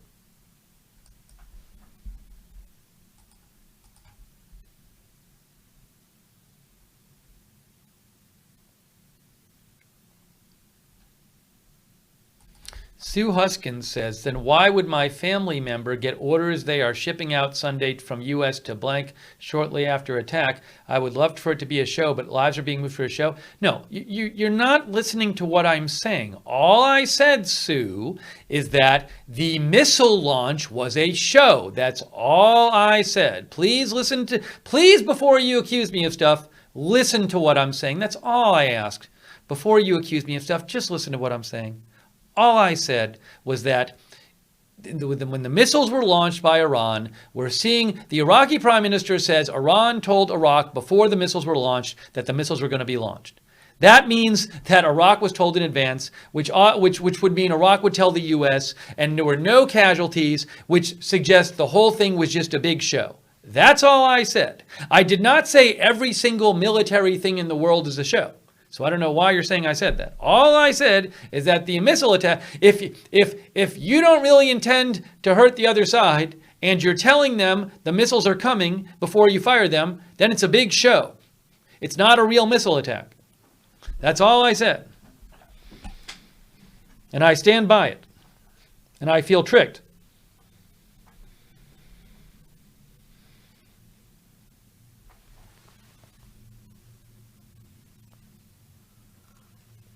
I got another email about this. I'm not saying people, all I said is that the missile attack was a show, and people are writing to me as if I said every single thing going on with every country's military is a show. I never said such a thing. No one listens. They just want to yell at me and not listen to what I'm saying.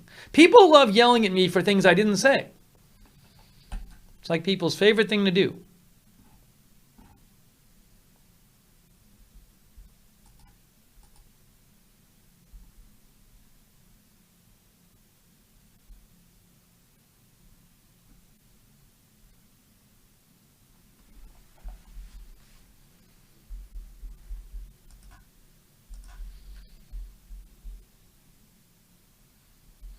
It's me, Jay agrees. It's me, Jay says we all got tricked.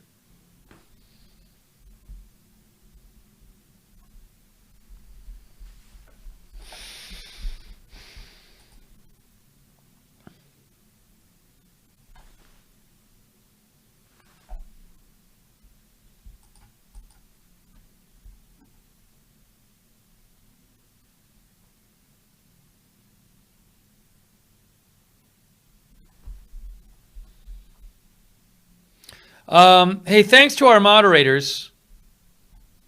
We got Chandra's moderating, and Garth Russell's moderating.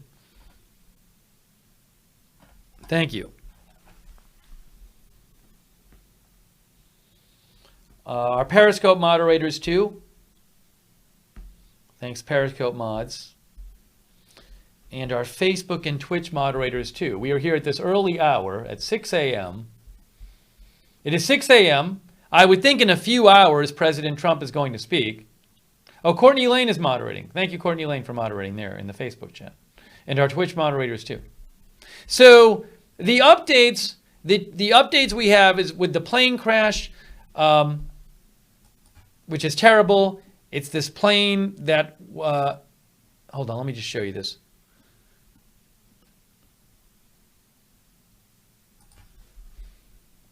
The plane that crashed, the Ukrainian airliner that was flying from Tehran to Kiev. It took off at like 6 in the morning. It flew like 2 minutes and then it crashed. We don't know why it crashed. But we did find out that 82 Iranians, 63 Canadians, and others were on board. It sounds like there might have been a lot of Canadians heading to Canada. And they were gonna switch flights. We heard that most people on the plane were going to switch flights once they got to Kiev. So we don't know why that happened. We don't know why a plane 2 minutes into its flight, a 3.5-year-old new plane, basically 2 minutes into the flight that had been reportedly serviced 2 days before, had passed its service check 2 days before, suddenly stopped transmitting. Suddenly stopped transmitting signals, flight information as it was flying up. It suddenly stopped transmitting some information, and then you can see here, suddenly stopped transmitting information as it was going up, and then there's video of it, supposedly the video, if the video is real, of the plane on fire as it goes down. So no explanation for why this crashed and why this plane would suddenly stop. Something catastrophic must have happened to it, but we have no idea what. And Iran says it has the black box in the voice recorder. It says it's not going to let Boeing have the black box. We heard that report.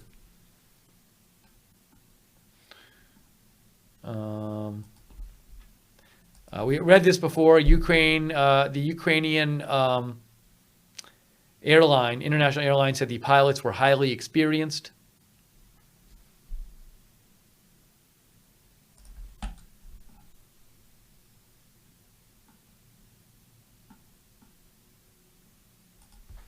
And Reuters says civil aviation head of Iran says they will not give the black box to Boeing. It was a Boeing plane. So we don't know what happened. Originally, Ukraine, the embassy in Iran, had said that it was an engine issue, but Ukraine withdrew that. And now they're officially saying we don't know what happened to it. And they're not ruling out that it might have been a terror attack.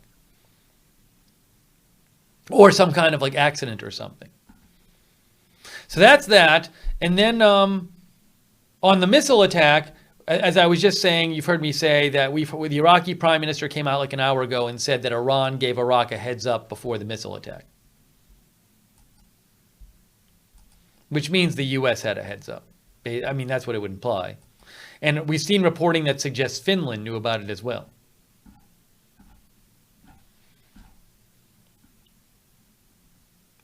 And also, there's this story we just told you about, because it just came out, which is that the U.S. sent a letter to Kuwait saying it's withdrawing its forces from Kuwait in 3 days. And the Kuwait defense minister was surprised by this and is trying to get more information from the U.S. Department of Defense. That just happened. That comes a day or two after the U.S. sent a letter to Iraq saying they were pulling out of Iraq. And then when the letter was publicly released, the U.S. said, no, the letter was a mistake. We haven't decided what we're doing with Iraq. So I wonder what the U.S. will say about this.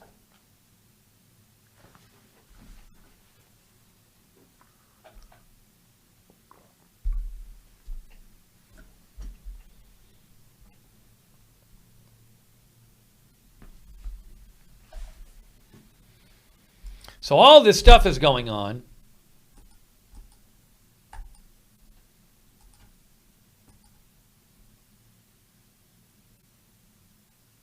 Oh, hold on a second. Hold on a second. What is this? Hold on. Aurora Intel is saying Kuwait News is saying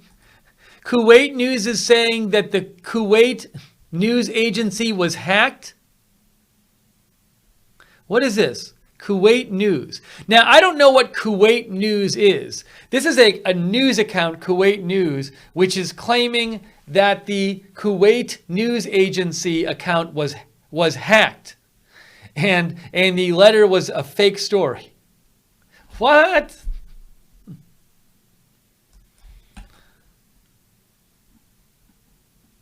Hang on a second here. Yeah, hold on. Kuna reports, that's the account. Here we go, breaking news. Kuna reports its account was hacked, and there has been no proposal by the U.S. to leave Kuwait in 3 days. Now I have to delete my earlier tweets. So Kuna News says its account was hacked,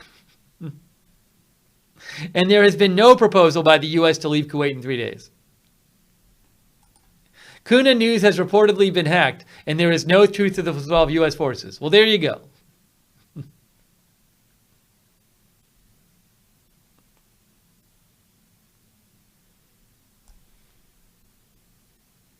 They were hacked. Time to work on their security there. All right, now we gotta delete this. Now we gotta delete these tweets.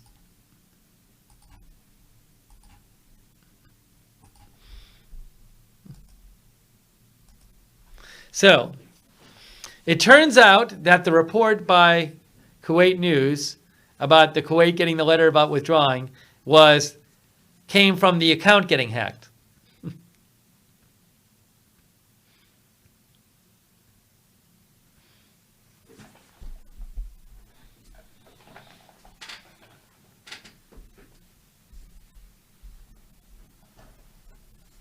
No, Vincent Lee's all Vincent Lee did when he posted it was he just passed along the story. The problem was the original source had been hacked.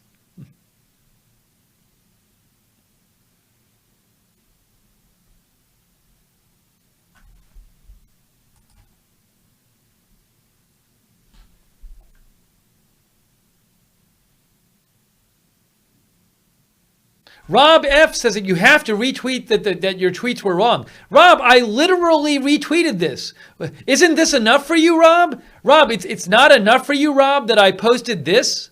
I can't retweet this. I have to tweet it myself. I think it's enough that I retweeted this, isn't it? Isn't that enough?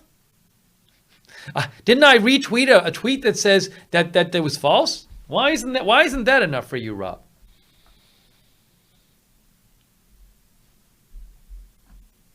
Oh, Dale K says maybe FJ has been hacked. No. Dale K says maybe this is a hack.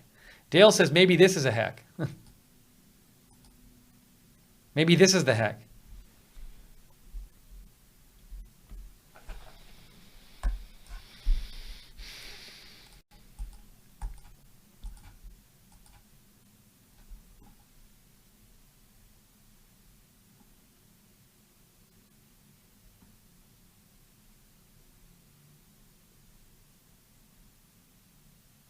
Adam Dempsey said they have said there are 30,000 cyber attacks coming from Iran every second. It's going to be hard to trust anything on Twitter with all the hacks and breaches.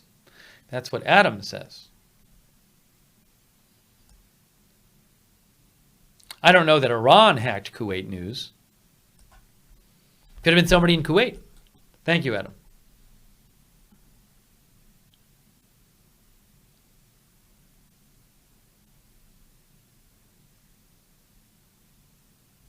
Siggy says there was the raising of the red flag in Iran and all the talk about revenge and proportionate response. Then all this knowledge pops up that missiles are being fired before they were fired. If you're doing a proportionate response, you don't call everyone first. Well, again, as I said before, I don't think Iran's retaliation for Soleimani getting killed is going to be firing missiles that the U.S. knows are coming.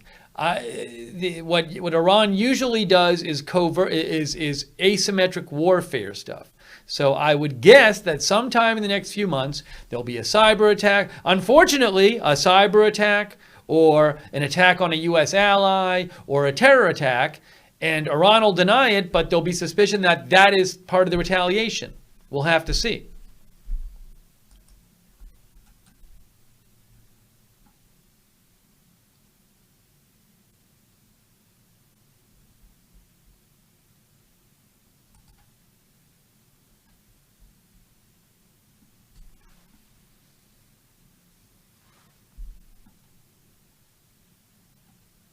Oh, Siggy sent me this. I had seen this before too. Iran's supreme leader says missile attack was a slap on the face for U.S., but it wasn't enough. Oh, look, I didn't even see this tweet. They were slapped last night, but such military actions are not enough.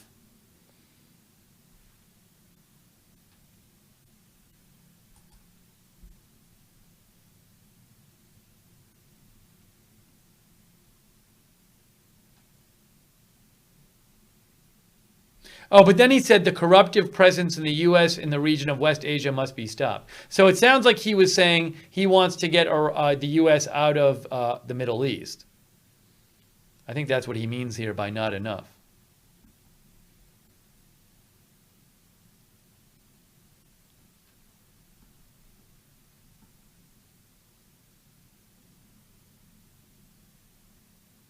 He says the Iranian nation slapped the U.S. in the face with their turnout in the millions for the funeral of General Soleimani. Again, we'll just have to see what Iran does in response to Soleimani being killed. But I don't think the firing the missiles was really it.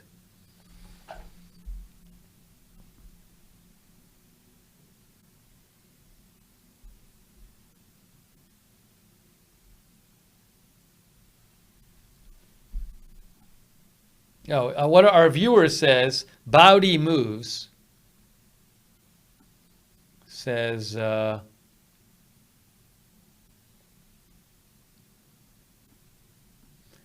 on.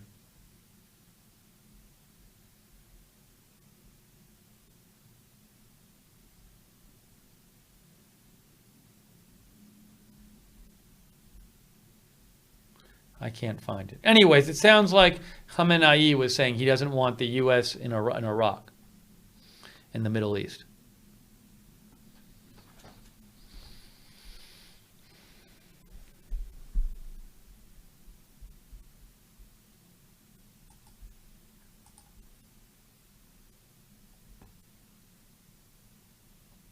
Wrangler Dave says, didn't they say after the period of mourning there would be attacks? So technically it was 3 days ago. Well, I don't think they ever said that about the period of mourning. They just said they were going to attack. But saying you're going to attack someone in the future isn't actually, that's a lot different than telling them the exact time and what you're going to do. Generally, saying you're going to attack in the future doesn't allow the people to prepare.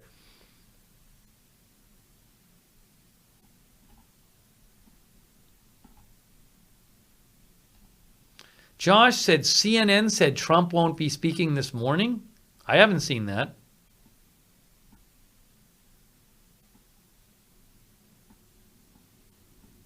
I haven't seen any reports that Trump won't be speaking this morning.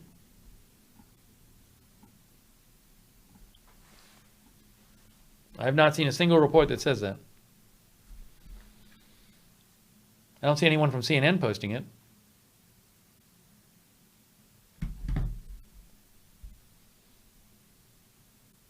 Greg Carlstrom from The Economist says, if you think this is the end of Iran's response, rather than just the initial and very public face of it, well, you're an optimist.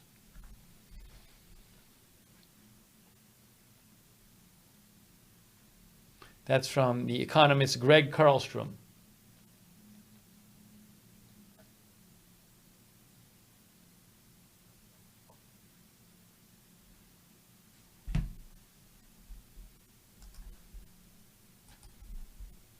Hey, I just want to say, no, this says CNN is saying Trump to address the nation soon. I just checked the headline, Trump to address the nation soon.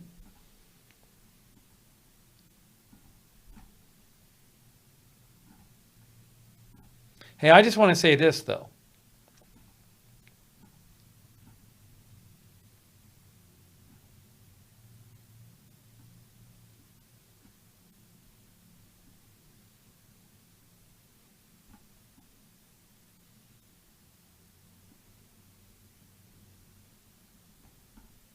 Hang on 1 second.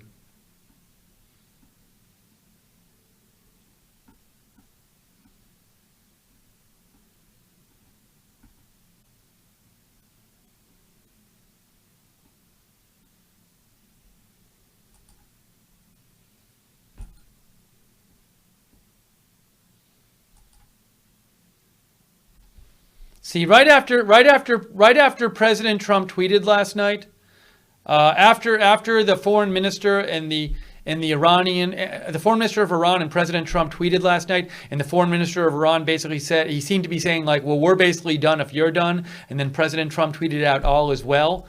This is what I tweeted out. Any chance that Iran telegraphed their missile strike to the U.S. through private channels because they didn't want this to escalate and the U.S. knew it was coming? Well, it looks like that's what happened.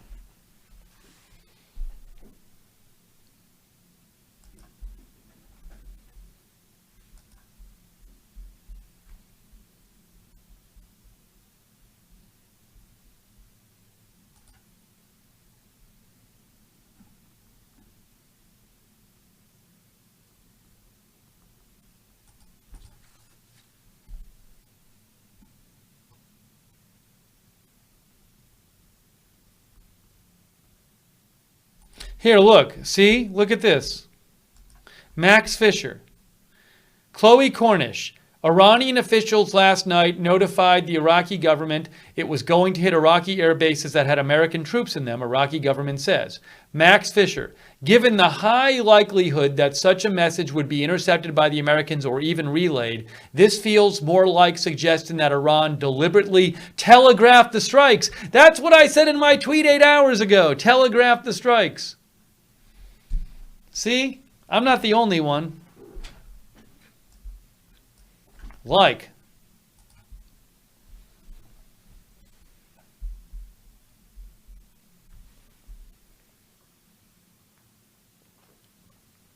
Oh, I got to time somebody out.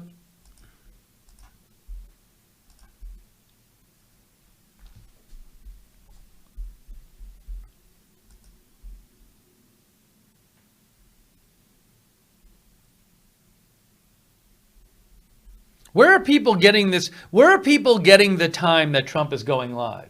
People are saying times that Trump is going live, and no one's saying where they're getting it from.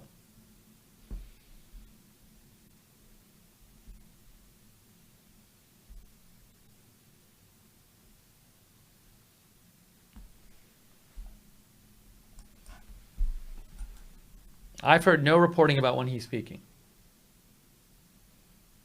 Yeah, Anna, I agree with Anna. I saw this. Anna said CNN said Trump will address the nation soon. What is soon, though?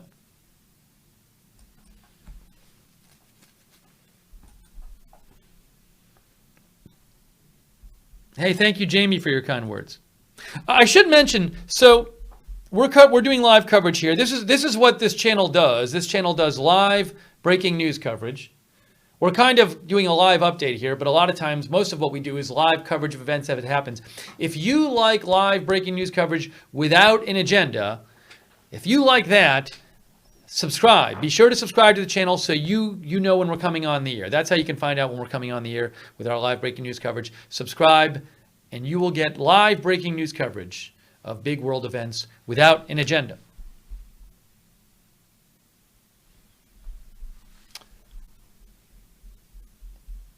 It's on Trump's schedule. I checked his schedule on the air a half an hour ago, and I didn't see 8 a.m.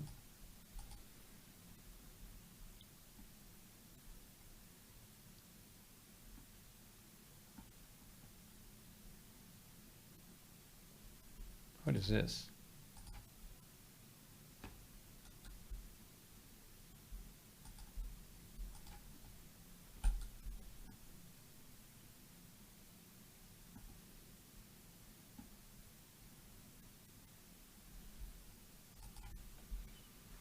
I want to know when he's speaking because I got to figure out if I'm going to stay up for it or not. Because I haven't gone to bed. I mean, I got up late, but I mean, it's a difference if he's speaking at 8 or speaking at 11. That's a big difference.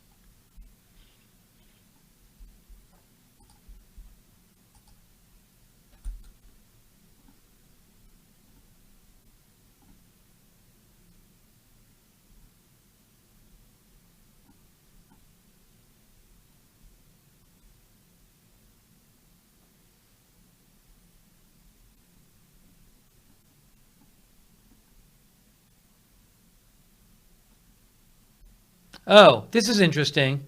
So there are these photos. There are these photos floating around of the plane that crashed with a bunch of holes in the plane, holes in the wing in the wings in the fuselage. Olivia Alabaster says, on those pictures being shared of apparent holes in the wings of the Ukrainian plane that crashed, as Reuters says, an uncontained engine failure releasing shrapnel can cause damage to other aircraft systems.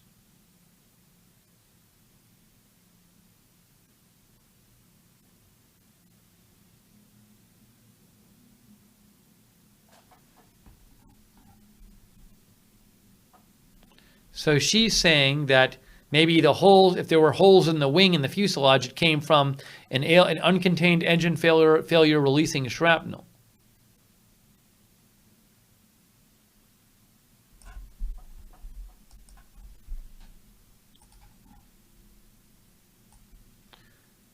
Let's see if I can find something about that.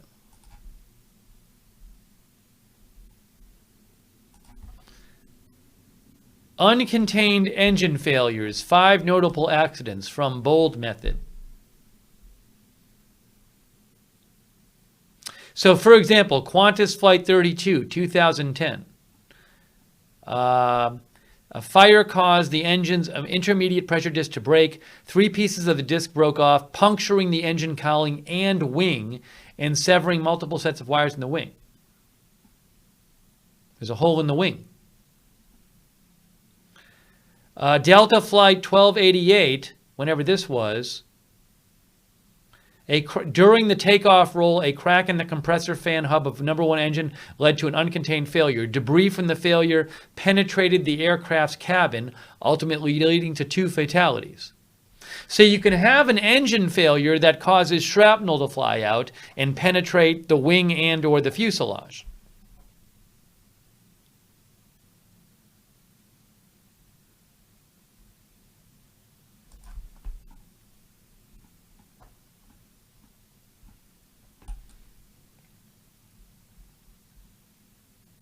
So just because there are holes in the plane doesn't mean it was definitely, shot down and it wasn't some kind of non-malicious thing.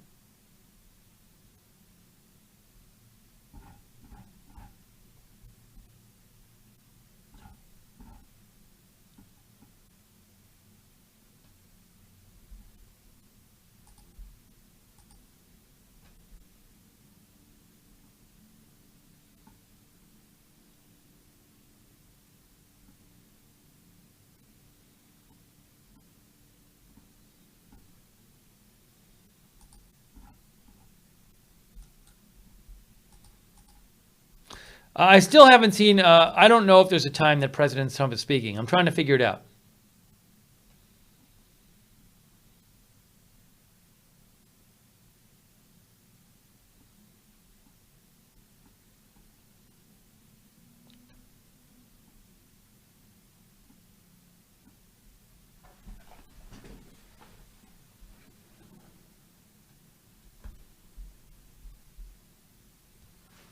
E. Mendoza is wondering, could there have been an explosive on the plane? Seems like something they'd look into. Planting Seed says, Fox says they're waiting for Trump to speak. So is he going to speak at like 7 a.m.? Like, when's he talking? Maybe he's awake and just wants to speak early. I love everybody gives times, but they don't give any evidence for their time being the correct one. They just say a time.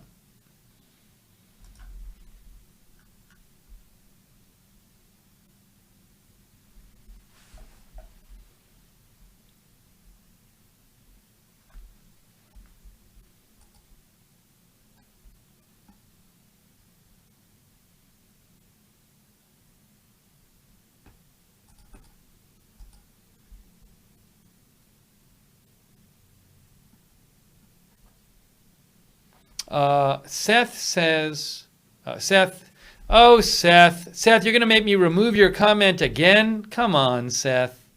Come on, Seth. Seth, come on. Behave yourself, Seth.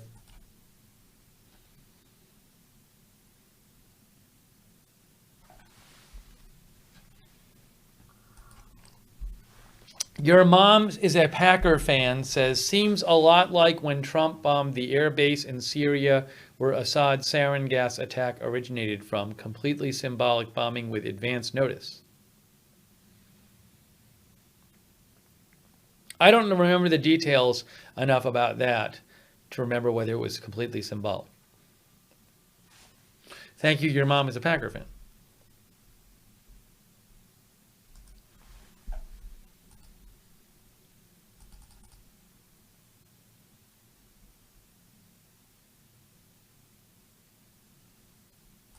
FJ thinks, who I follow, he thinks, so the Kuwait news agency says they got hacked like an hour earlier today, and I believe it was earlier today, and they released a report on their Twitter page once it was hacked that the U.S. was pulling out of Kuwait. And then they said, no, it's not true, we got hacked.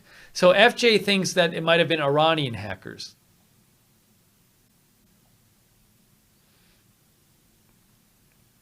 NatSec Jeff says, be very careful, question even reports coming from credible media organizations.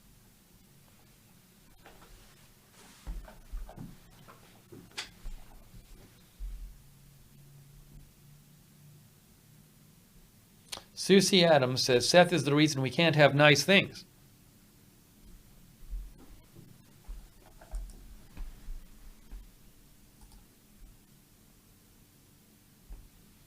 Matthew says, Fox 10 Phoenix shows a start time of 9 a.m. But I don't know if they know what they're talking about. All Fox says is this morning. It sounds like nobody knows. It sounds like at some point he's going to walk out when he feels like it and address the nation, and nobody has the exact time. That's what it sounds like to me. I'd be pretty surprised if it was before 9. I guess 8 it could be, but that seems early. It seems like he'd want to wait.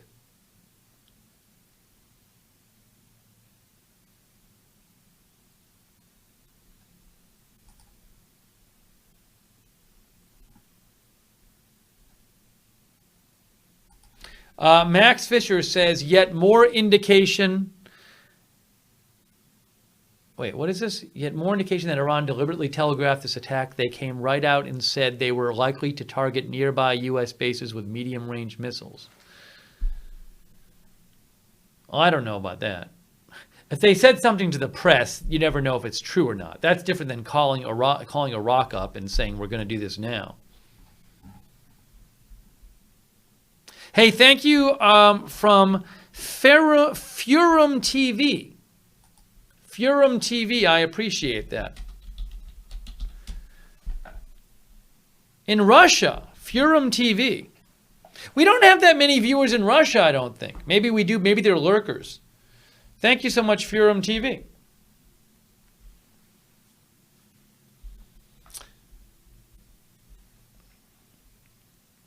Scarlett O'Hara says, White House pool call is at 8 a.m., so it won't be then.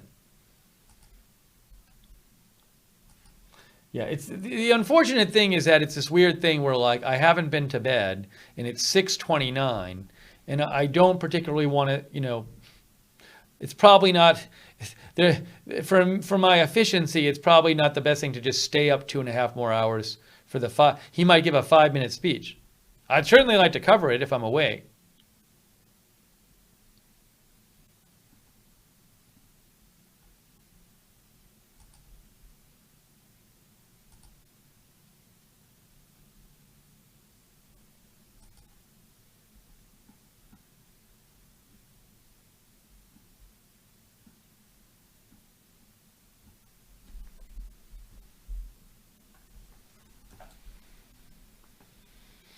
And I don't know, you know, the plane crash that happened, you know, that killed 170 people. You see, 176 people. I mean, who knows when we'll hear more about this? I mean, even somewhere like, even if it wasn't in Iran, I mean, who knows what if the Iran investigation is going to be a legit investigation. But even in somewhere where there's a legit investigation going on, it can take a while to hear what happened. Uber Guy says, too many cyber attacks for accurate intel salute. Thank you, Uber Guy.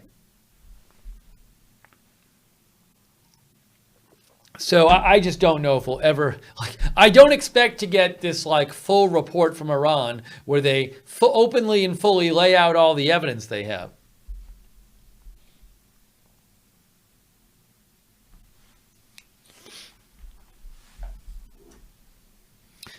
Thanks, Donna Dawson, for thanking the mods. Say thanks, mods. Garth Russell is there. Lamar Watkins.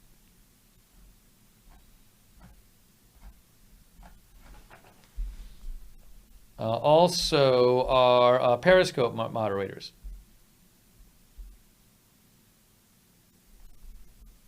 And our Facebook and Twitch moderators too.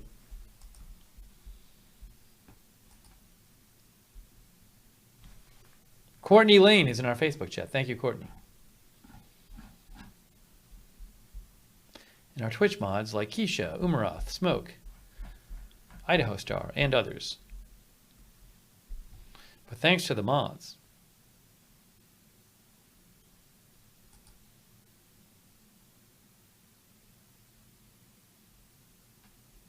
Oh, I know what I was going to do. Yeah, Rights Defender, I mentioned earlier in the stream, I talked about how there were 63 Canadians on board that plane. I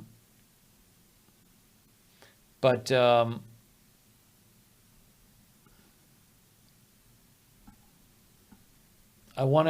going to check, what was I going to check? There was a site, Globe and Mail. I want to see what they said. Globe and Mail. That's Canadian paper. 63 Canadians among those killed after Ukrainian airliner crashes in Iran. 63 Canadians were died. See, this says the cause of the crash appeared to be catastrophic engine failure. Says who? Why is he saying this? Why are they saying this in their article? What's the evidence for it being catastrophic engine failure? There's no analysis. It just says the cause of the crash appeared to be catastrophic engine failure. To who? Who said this?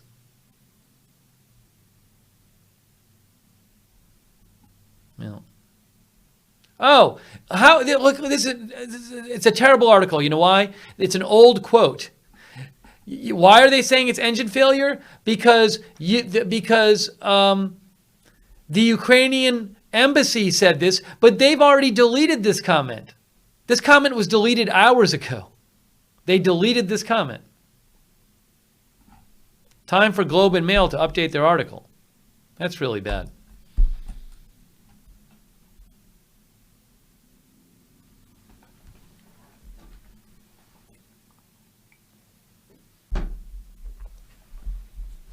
I mean, it's not intentionally misleading. It's just old. I mean, you'd think a major Canadian paper would have somebody updating their article.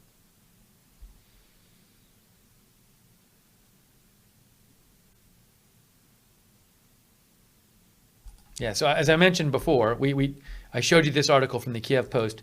In a statement on its website, the Ukrainian embassy said it did not believe the crash was caused by a terrorist or rocket attack and placed the blame on technical issues with the engine. However, the embassy subsequently deleted its statement.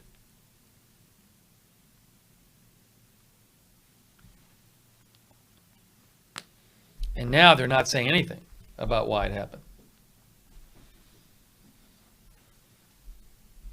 DD thinks it went down because of sabotage.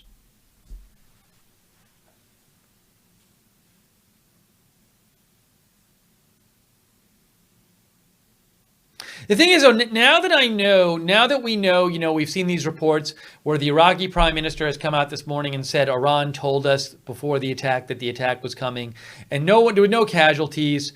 And so it just seems like the whole thing was just telegraphed in advance and it was a big show. Now, I'm not even interested in that story that much anymore. There's photos floating around of the pieces of the missiles. I don't even care. It's well, why do I care? If the whole thing was a big show, it wasn't a real attack. It was this big show that the Iraqis and the US knew about. And Iran wasn't even intending to cause any casualties. It's not a very interesting thing. So why do I want to show the pieces of the missiles that were fired in the fake attack? Everything about that story now, it's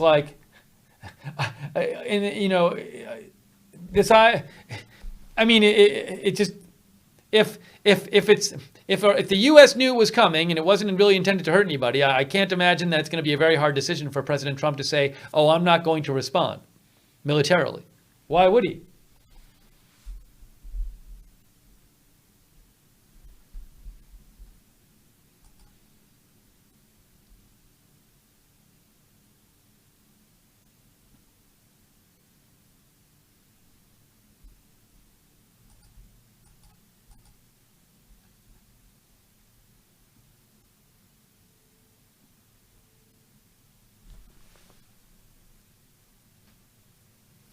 Oh, you can see this. Hassan Rouhani, both the Rouhani, who's the president of Iran, and the supreme leader of Iran, have tweeted out that they want the U.S. out of the Middle East.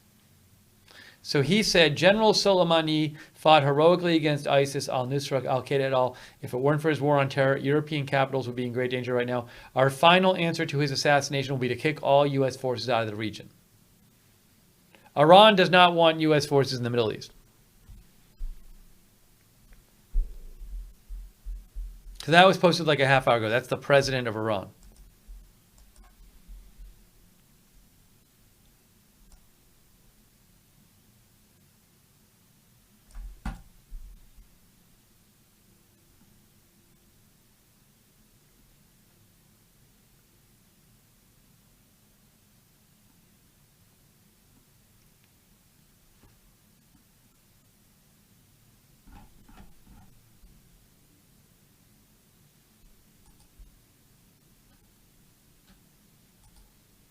And I still have seen nothing about when President Trump's statement is going to be. Oh, this is interesting. Look, Ukrainian airline involved in an Iran crash says the plane was one of its best, from Reuters. Ukraine International Airlines said on Wednesday that the Boeing 737-800 involved in a fatal crash in Iran was one of the best planes in its fleet, and its pilots were very experienced. They said there was no sign that anything was wrong before the plane took off.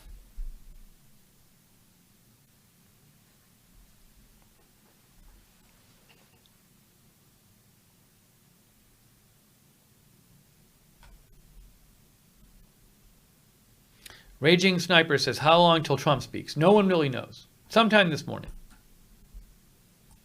I don't have a good answer for you.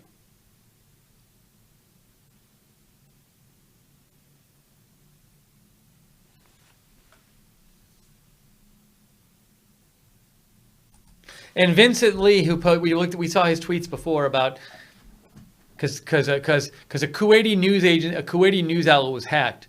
And they said that they were reporting that the U.S. was pulling out of Kuwait. And then they said they were hacked. So Vincent Lee says, deleting the earlier tweets with the Reuters report on the hacking-based report from Kuna.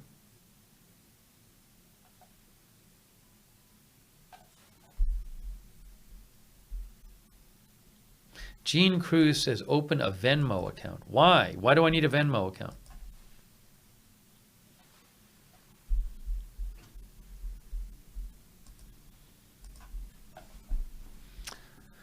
Thanks, Ray Hall, for your kind words.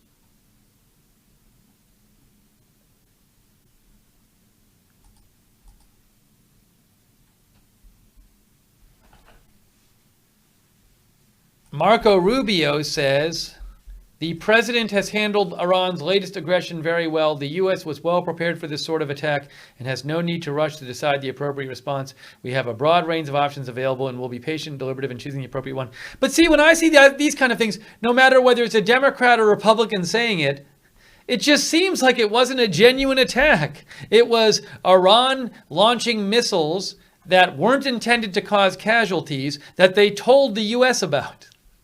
So why even bother? Why even bother? What are you going to militarily respond to that?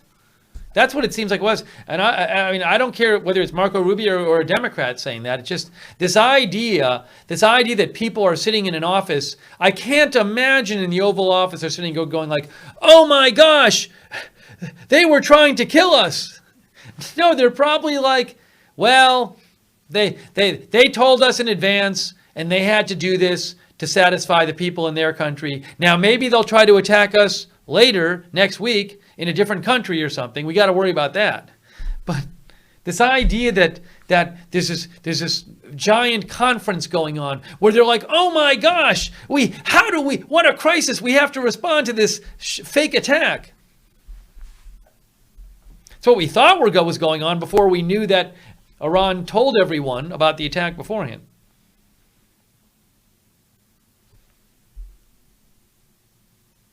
8mm Cinefilm said the plane came down at a very steep angle in the video, purportedly of the plane. If the engine failed, would it glide down?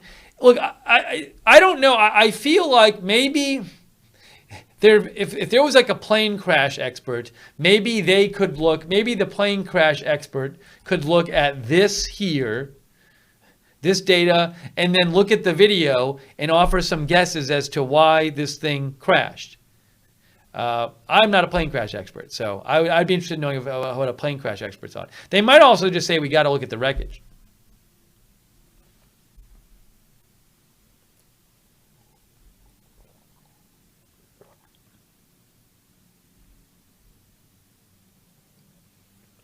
Yes, Avostar. There were no casualties in the missile launch. I want to say the missile incident, not missile attack. I don't consider it a real attack. It was a missile incident. There were no casualties, and they told Iraq in advance, which to me just means that Iraq told the U.S. in advance. Zach says, thought that was fishy when it was only an hour meeting at the White House after the missile incident.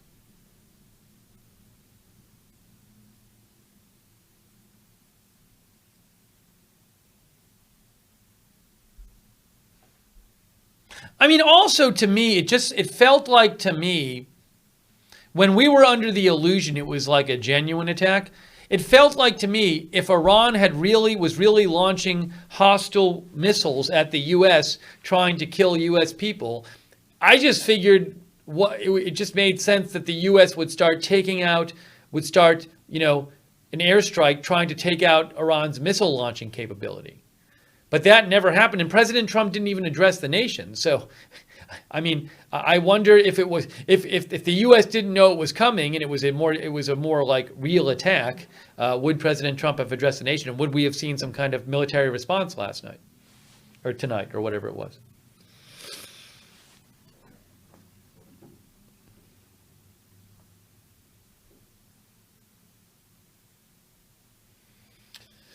Tom Nack says everyone is looking at it wrong. The bright light is the rocket, not the plane.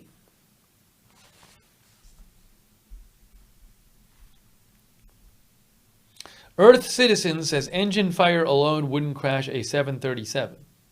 Another thing that I want to know is would an engine fire, would something with the engine cause it to stop transmitting any data, the plane?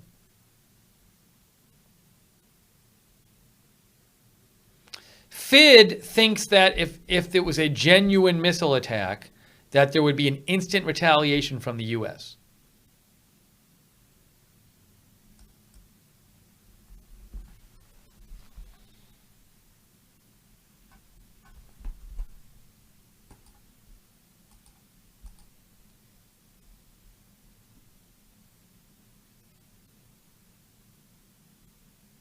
See, even this kind of report.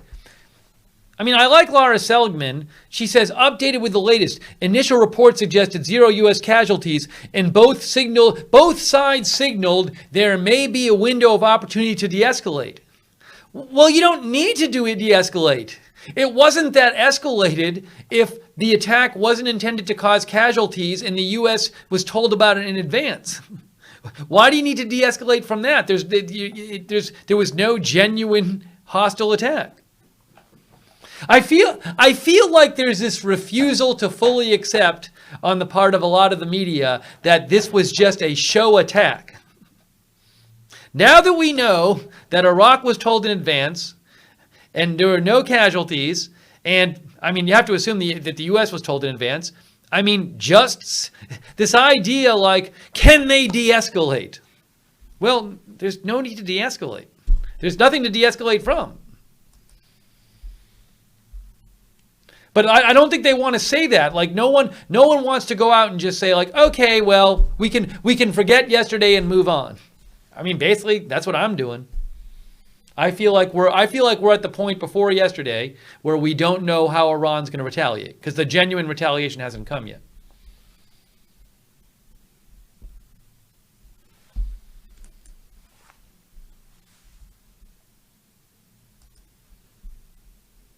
But I mean, at this point, it just feels like stop talking about window of opportunity to de-escalate. What are you talking about now? Come on.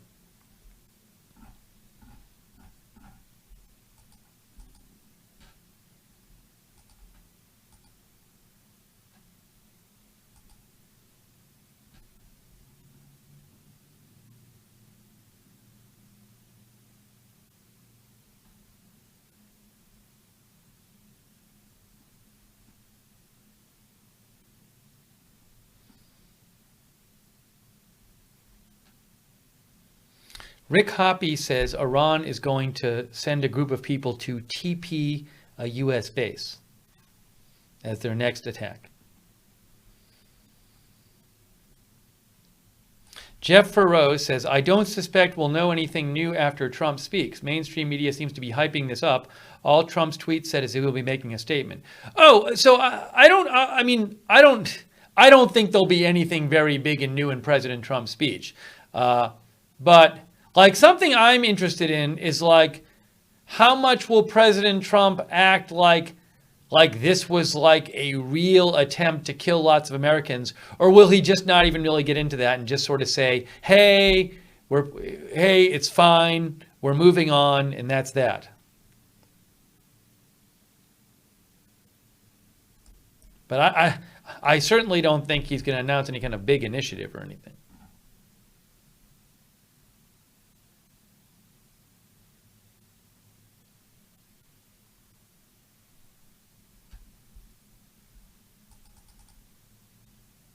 I still don't know when President Trump is speaking.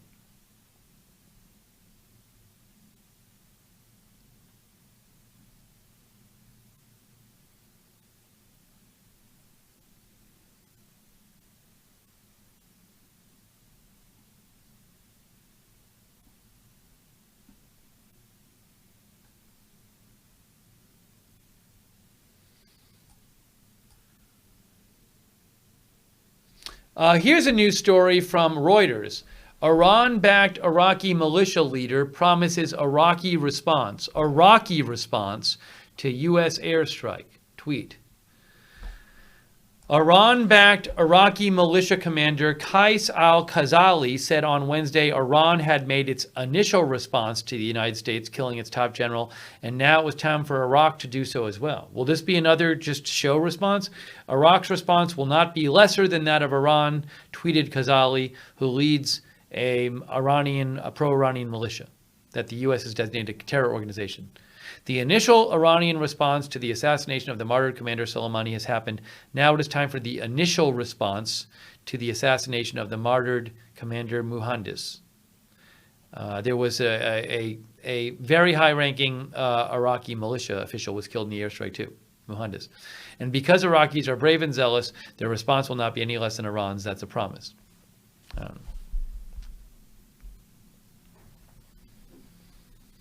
Hey, thanks to the mods. We got Nick Oz and Bridget and Garth Russell and Lamar Watkins.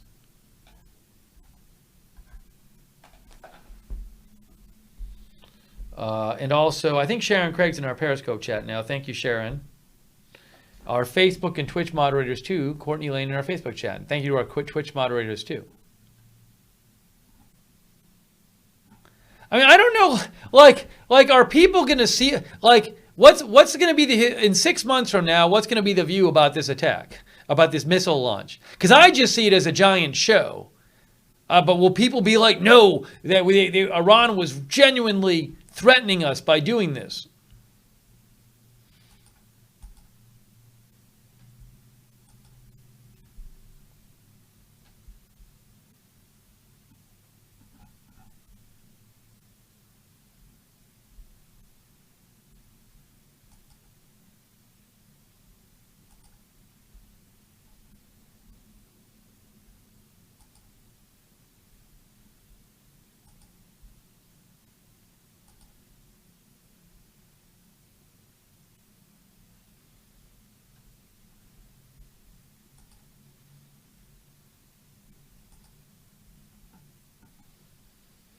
Viewers sent me this. I'm not going to show it on the air, but Kim Buchanan sent it to me. And I had seen before, there's a website, Iranian Students News Agency, which is a site run by the Iranian government. It's a news outlet. But they have some pretty graphic pictures of the plane crash site. It's terrible. And the New York Times, I didn't show it either. The New York Times has a shot of about 80 bodies in body bags.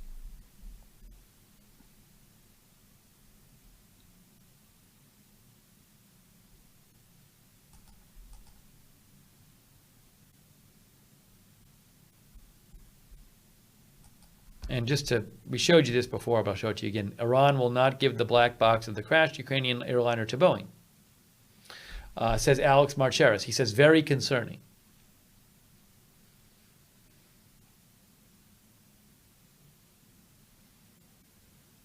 I do wonder, though, I said that thing. When I said the thing, I pointed out, like, I read that tweet from a journalist that said, like, is there a path to de-escalation? I was just like, come on. There's nothing to de-escalate from. But I wonder, like, then somebody said in response to me, they said, like, that it's just like the news outlet spinning a story. But, like, I guess it wouldn't be in any kind of news outlet's interest to be like, oh, well, I guess this wasn't really a real attack. It was kind of a big show. So it's not really a big crisis, at least in terms of this attack. I mean, I feel like that's the best judgment to make, but I'd be surprised if any news outlet actually said that. Because then they don't, then it's like, I would think there's a strong motivation for news outlets to be like, oh my gosh, what's going to happen here? Can President Trump de-escalate?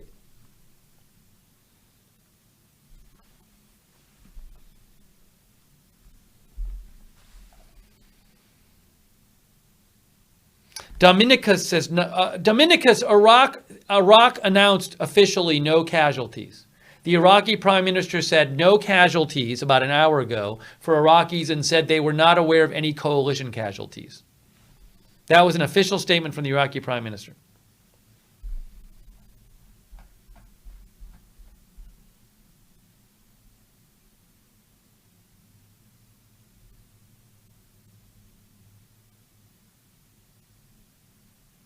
Joyce Britt wants to know what time President Trump will make a statement. CNN has a thing that says soon. Live on CNN, he'll make his statement. Soon. I was kind of hoping to cover it, but I don't know what time it's going to be. That's the problem. That's the problem. They don't have anything up on the White House page. There are no live streaming events. Maybe the White House won't broadcast.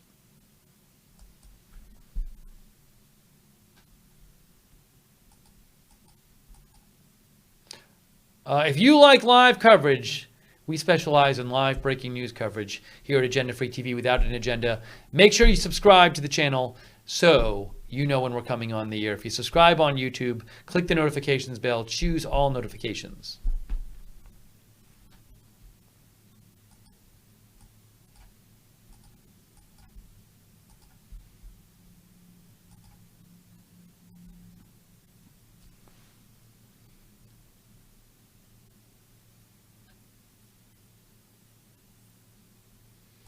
Smashing Pumpkins says, giving prior warning demonstrates there's at least some Iranian respect for Iraqi sovereignty and wish to limit collateral non-Western damage. I appreciate seeing the Iraqi Prime Minister do this.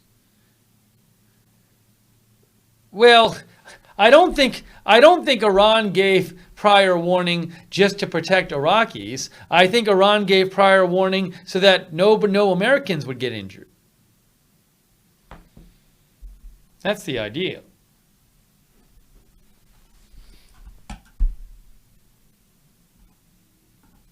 It was just a big show. We were, myself included, everybody was covering this event last night under the false pretense that it was a genuine attack designed to hurt American soldiers and that the Americans did not know about. And I firmly believe now, based on what we've been hearing, it was a giant show that the Americans knew about in advance, and it was not at serious risk of hurting any American or Iraqi soldiers or other soldiers. And the only way someone was going to get hurt is if there was like an accident with a missile and it landed on a house or something. And the Americans knew this in advance, and the Iranians knew this in advance, because if they wanted to hurt somebody, they would. So for hours and hours, like the entire world was covering this and wrapped up in this because they were under false pretenses, myself included. So the entire world was tricked. I firmly believe that.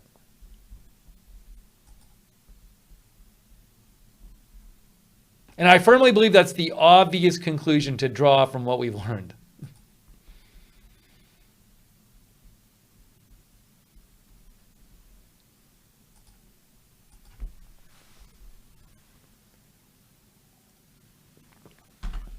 Mike T says, 15 missiles and nothing hit? Come on, dude.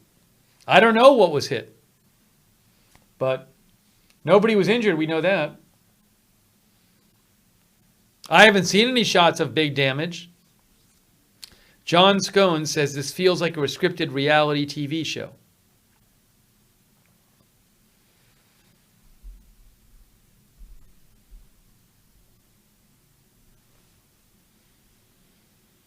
Gio Martinez says the Iranians threw a couple trash cans at some cars in the parking lot of the U.S. base.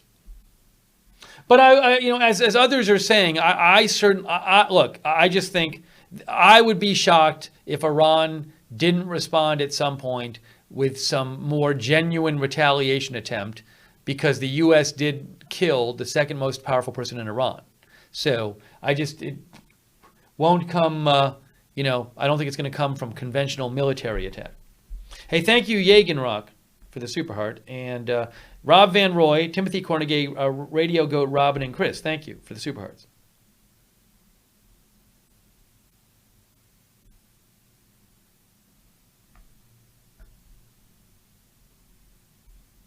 I saw an interesting theory. I did see an interesting theory, which was, so one of the analysts I saw on TV when I was taking my break said something like that the Iranian government felt pressured to act strong, to make something, to show themselves to act strongly to their own people, because they were surprised at how many people came out to the funeral of Soleimani. Like, a lot of people showed up at the funerals. I can't say, it seemed like a lot of people, it seemed like if you just forced people to go, I'm sure there's a sense in which some people feel they're forced to go, but it seemed to me like it was more people than would be forced to go. But he raised the point that he thought that more people showed up for the funeral than they thought, and they like the idea would be that the Iranian government didn't realize how angry the Soleimani killing had gotten their populace. And so they felt that they had to do this just to satisfy their populace, that they were doing something. Which I thought was an interesting idea, that the Iranian government would be kind of surprised at how many average people in Iran really got upset by the Soleimani killing. Maybe that's true, maybe it's not, but it was an interesting thought.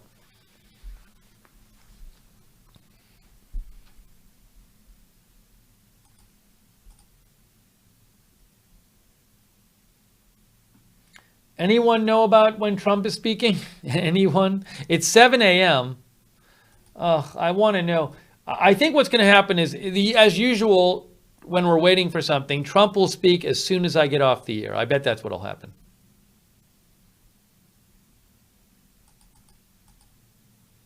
I bet that's what's going to happen.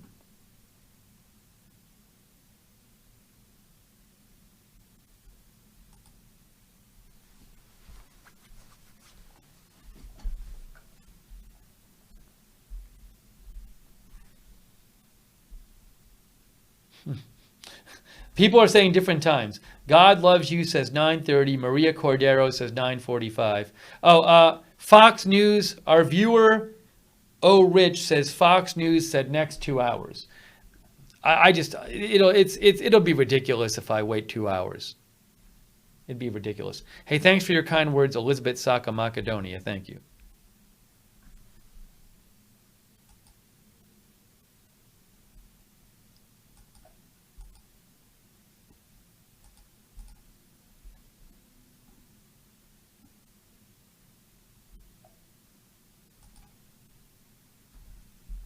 The Pirate, we spent a lot of time talking about the plane, the Pirate. The whole first part of this live stream was about the plane. It's terrible.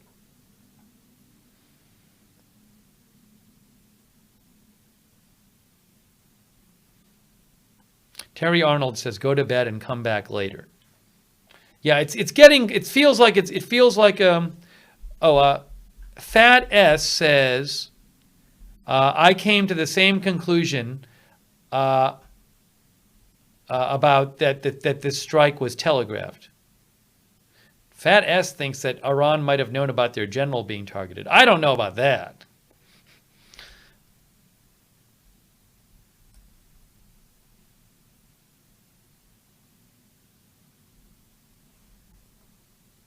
John Scone says funeral had more casualties than the missile attack. A lot of people died. It turns out the actual death toll at the stampede was like 80 people or something. What was it? It went up. 56? I thought it was more than 56.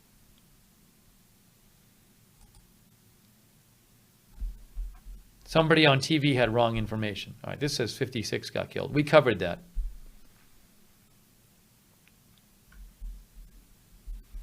Yeah, it kind of feels like, right? Maybe I should wrap this up now, right? Maybe, and then come on later. I can always come on if there's news, but I was kind of just like waiting to see if President Trump might speak or get any word of it, but we're not really hearing anything. So I think it might be probably the best idea might be to get some rest.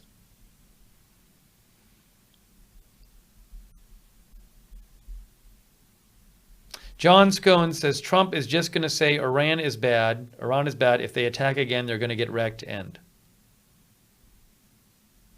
Where the real crisis is going to be, the real crisis will be when the real retaliation happens. When there's like some sort of terror attack or big attack on Saudi Arabia or a big cyber attack. That's when the real crisis is. To me.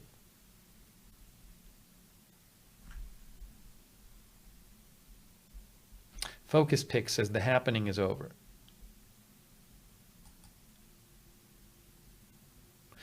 Guys, please stop quoting like, just because a TV show says that Trump's speech is scheduled for a certain time, a TV network, the TV network does not have inside information.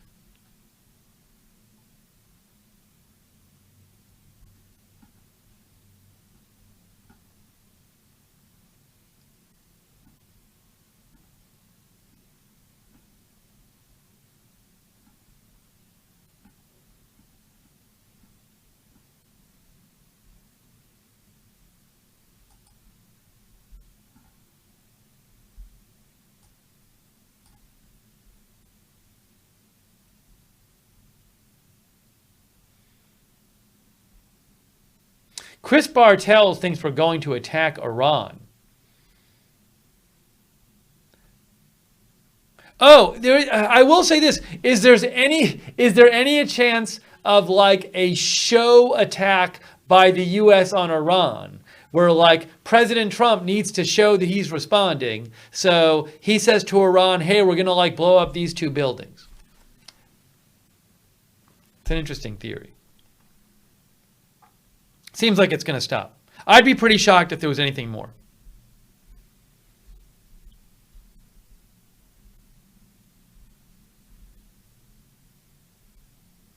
All right. Well, look, I think it's probably time. I think, let's wrap this up. Let's wrap it up. But I appreciate you joining. And we'll definitely have more coverage. So subscribe to Agenda Free TV if you want live news coverage. We do a lot of live breaking events coverage without an agenda. If you like live coverage of news events without an agenda, be sure to subscribe so you know when we're coming on the air. If you subscribe on YouTube, click the notifications bell and choose all notifications. Don't just hit the subscribe button, hit the subscribe button, but then you got to click the notifications bell and choose all notifications. I very much thank you guys for sharing all of your comments and writing in. And sending me your news links. Thanks you for your participation. I do want to thank the people who donated because that's what keeps this channel on the air. I do this full time, and so I really do appreciate the donations. So thank you. If you do want to support Agenda Free TV, you can go to agendafree.tv, agendafree.tv. You can go to the bottom of the YouTube chat and click on the $sign. In Facebook, you can donate using Facebook stars, where you buy some stars and you give them to a channel, and the channel basically gets what you paid for the stars. You can do that by clicking on the star button in the Facebook chat. And in Periscope, you can donate using Super Hearts by clicking on the star button there. So I do appreciate the donations. Thank you. And yeah, we'll definitely be doing more coverage of this. Follow me on Twitter at Lookner for news updates. When I'm not on the air, I'll post on breaking news on Twitter at Lookner. Hey, we got to thank the moderators. The moderators have been working so hard. They're all volunteers. They've been doing it for hours. Moderators keeping the chat troll free. Chat's troll free. So thank the moderators, everyone. Garth Russell. I think Garth was here the whole time. Amberlicious, Nick Oz. Who else we got right now? We had some others before too. So thanks to all of our YouTube moderators. Oh, thanks, Just Tigger, for the super heart. Thank you. Thanks also to Sharon Craig and our Periscope moderators. Thank you. Courtney Lane and our Facebook moderators and our Twitch moderators. People like Keisha Umarath, Idaho Star. I'm forgetting someone who usually is in there. Smoke. So thanks, moderators. And hey, a reminder also, if you're interested, if you'd like another way to get notifications, also, if you'd like to discuss, if you'd like to keep talking to other people in the channel, there is an Agenda Free TV, unofficial Agenda Free TV viewer fan Discord, where people who watch the channel have a Discord. It's like a message board chat room where people chat with each other between broadcasts. It's what a Discord is. It's like a website that's a message board chat room. They have an app too, and it's free. But if you sign up for the Agenda Free TV unofficial fan Discord, you actually get notifications for this channel as well. So the mods can let you know where that Discord is. Hey, thank you, C. Prouse and Brazil. Our Brazil from Brazil. Thank you, Brazil. And also thank you, C. Prouse, for your support. And also, if anybody's interested in being a volunteer mod, I don't remember if I said this, so I've been up too late. But if anybody, if in case I didn't mention this before, if anyone is interested in being a volunteer moderator, we can always use more moderators. You can get an email address from the mods to write you to get more information about that. Hey, thank you, Lynn Boudreau, for the super heart. Thank you, Lynn Boudreau. Hey, and after the broadcast is done, the chat room, the discussion, the comment section will open in the YouTube page. So I know a lot of times people go on the YouTube page after and they keep discussing the news in the comment section. So feel free to do that. Oh, good to see you, Report of the Week. Thank you, Report of the Week. Good to see you. Thanks for the message, Report of the Week. I owe you a message back. Thank you. You can go check, if you like fun food reviews, check out Report of the Week's channel. I know some of you watch Report of the Week.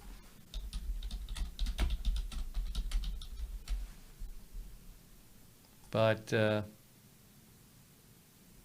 hang on, there he is. There's Report of the Week.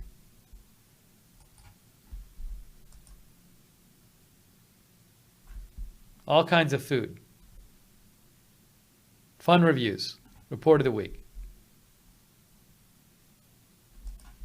Hey, thank you so much, Crazy Cause from Australia. I appreciate it, Crazy Cause. And thanks, Crazy Cause, for thanking the moderators as well.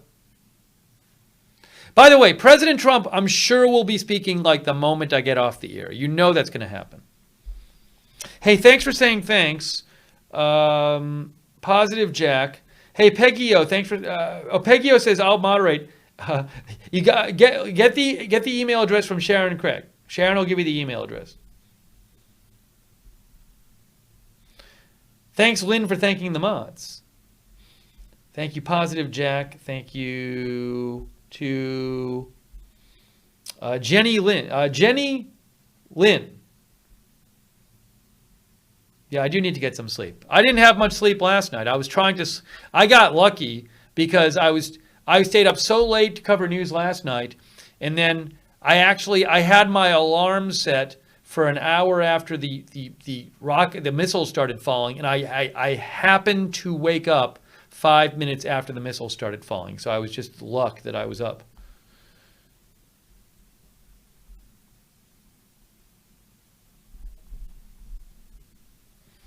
Thank you so much, TD Sports Cards. Hey, I really appreciate your support, TD Sports Cards. Thank you.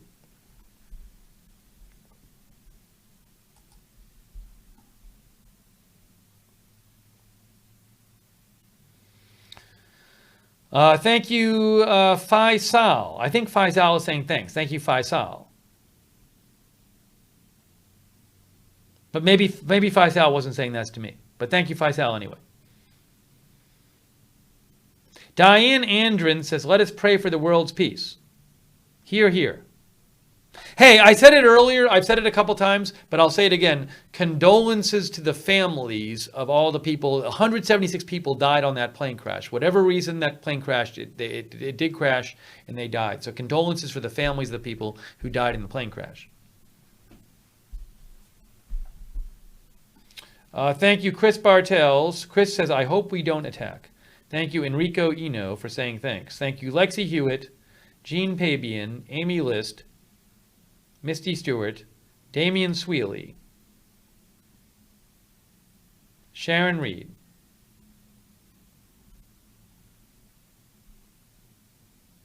Hey, thank you, Garth Russell, one of our moderators from Australia. Thank you, Garth. I appreciate that, Garth. Thank you. And thanks for modding. Thanks to all the mods.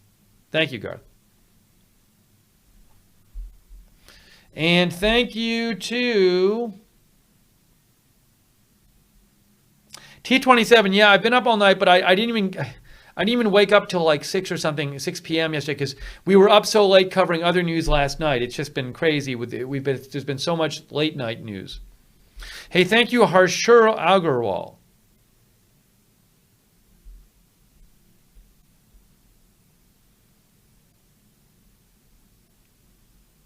JT, I only drink water. Only drink water here. Water and soda water. Thank you, JT.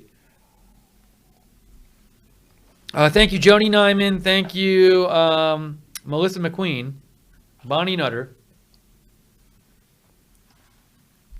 Arthur Rommers.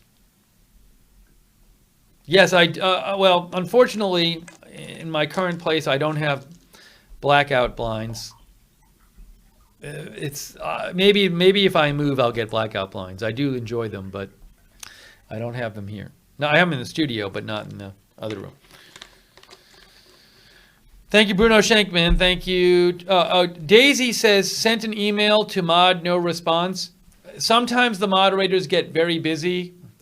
So Daisy, if you sent an email about wanting to be a mod and you haven't been heard back in a week, you can message them again. Just email again. Just say, hey, I'm just checking in because I messaged you a week ago and I haven't heard. So you're allowed to message. If you haven't heard from a week, you can message them again and just be polite and say, hey, I haven't heard. But they can get really swamped, so they will get to it. But feel free to check in with them. Thank you, Vivian Lund. Thank you, Dominic Camarata, for watching.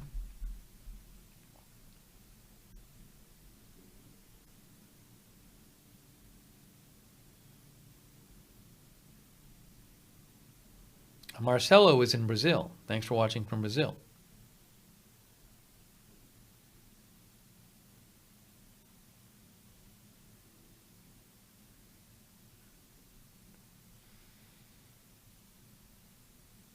All right, thanks, Dennis. Thank you, Julie Graves, Uf DePaul.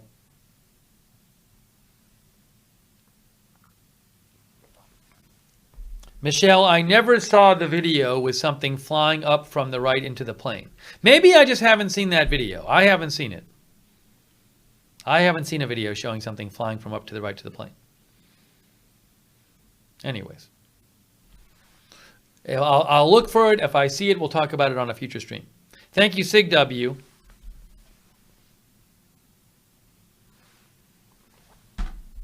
Thank you, Don Pratt.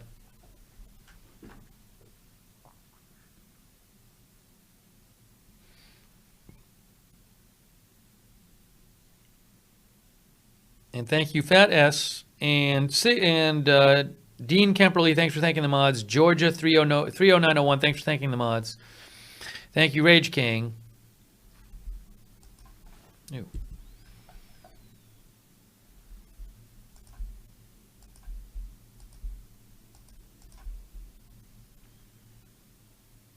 And thanks, Bluebird for thanking the mods. And thank you, Claire. And Raven Black. And Cliff Padilla. And Hydrizzle. And Sharon Wills. Combadio says, how long do you go live? Whenever there's big news, we go live. That's what happens. Thank you, Brianna Lindsay. And Zach.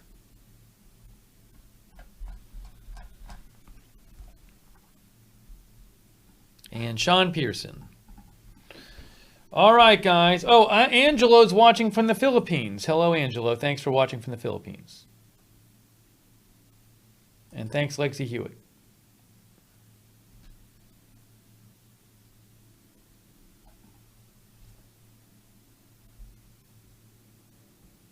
Gabriel Miranda, I am all crowdfunded. We get a little money from YouTube advertising, but the majority of how I support the channel is just generous donors who support the channel. Couldn't do it without them. So that's how I do it. Oh, and thank you, Jeremy Ratch and T27. Thank you, and Ray Saul.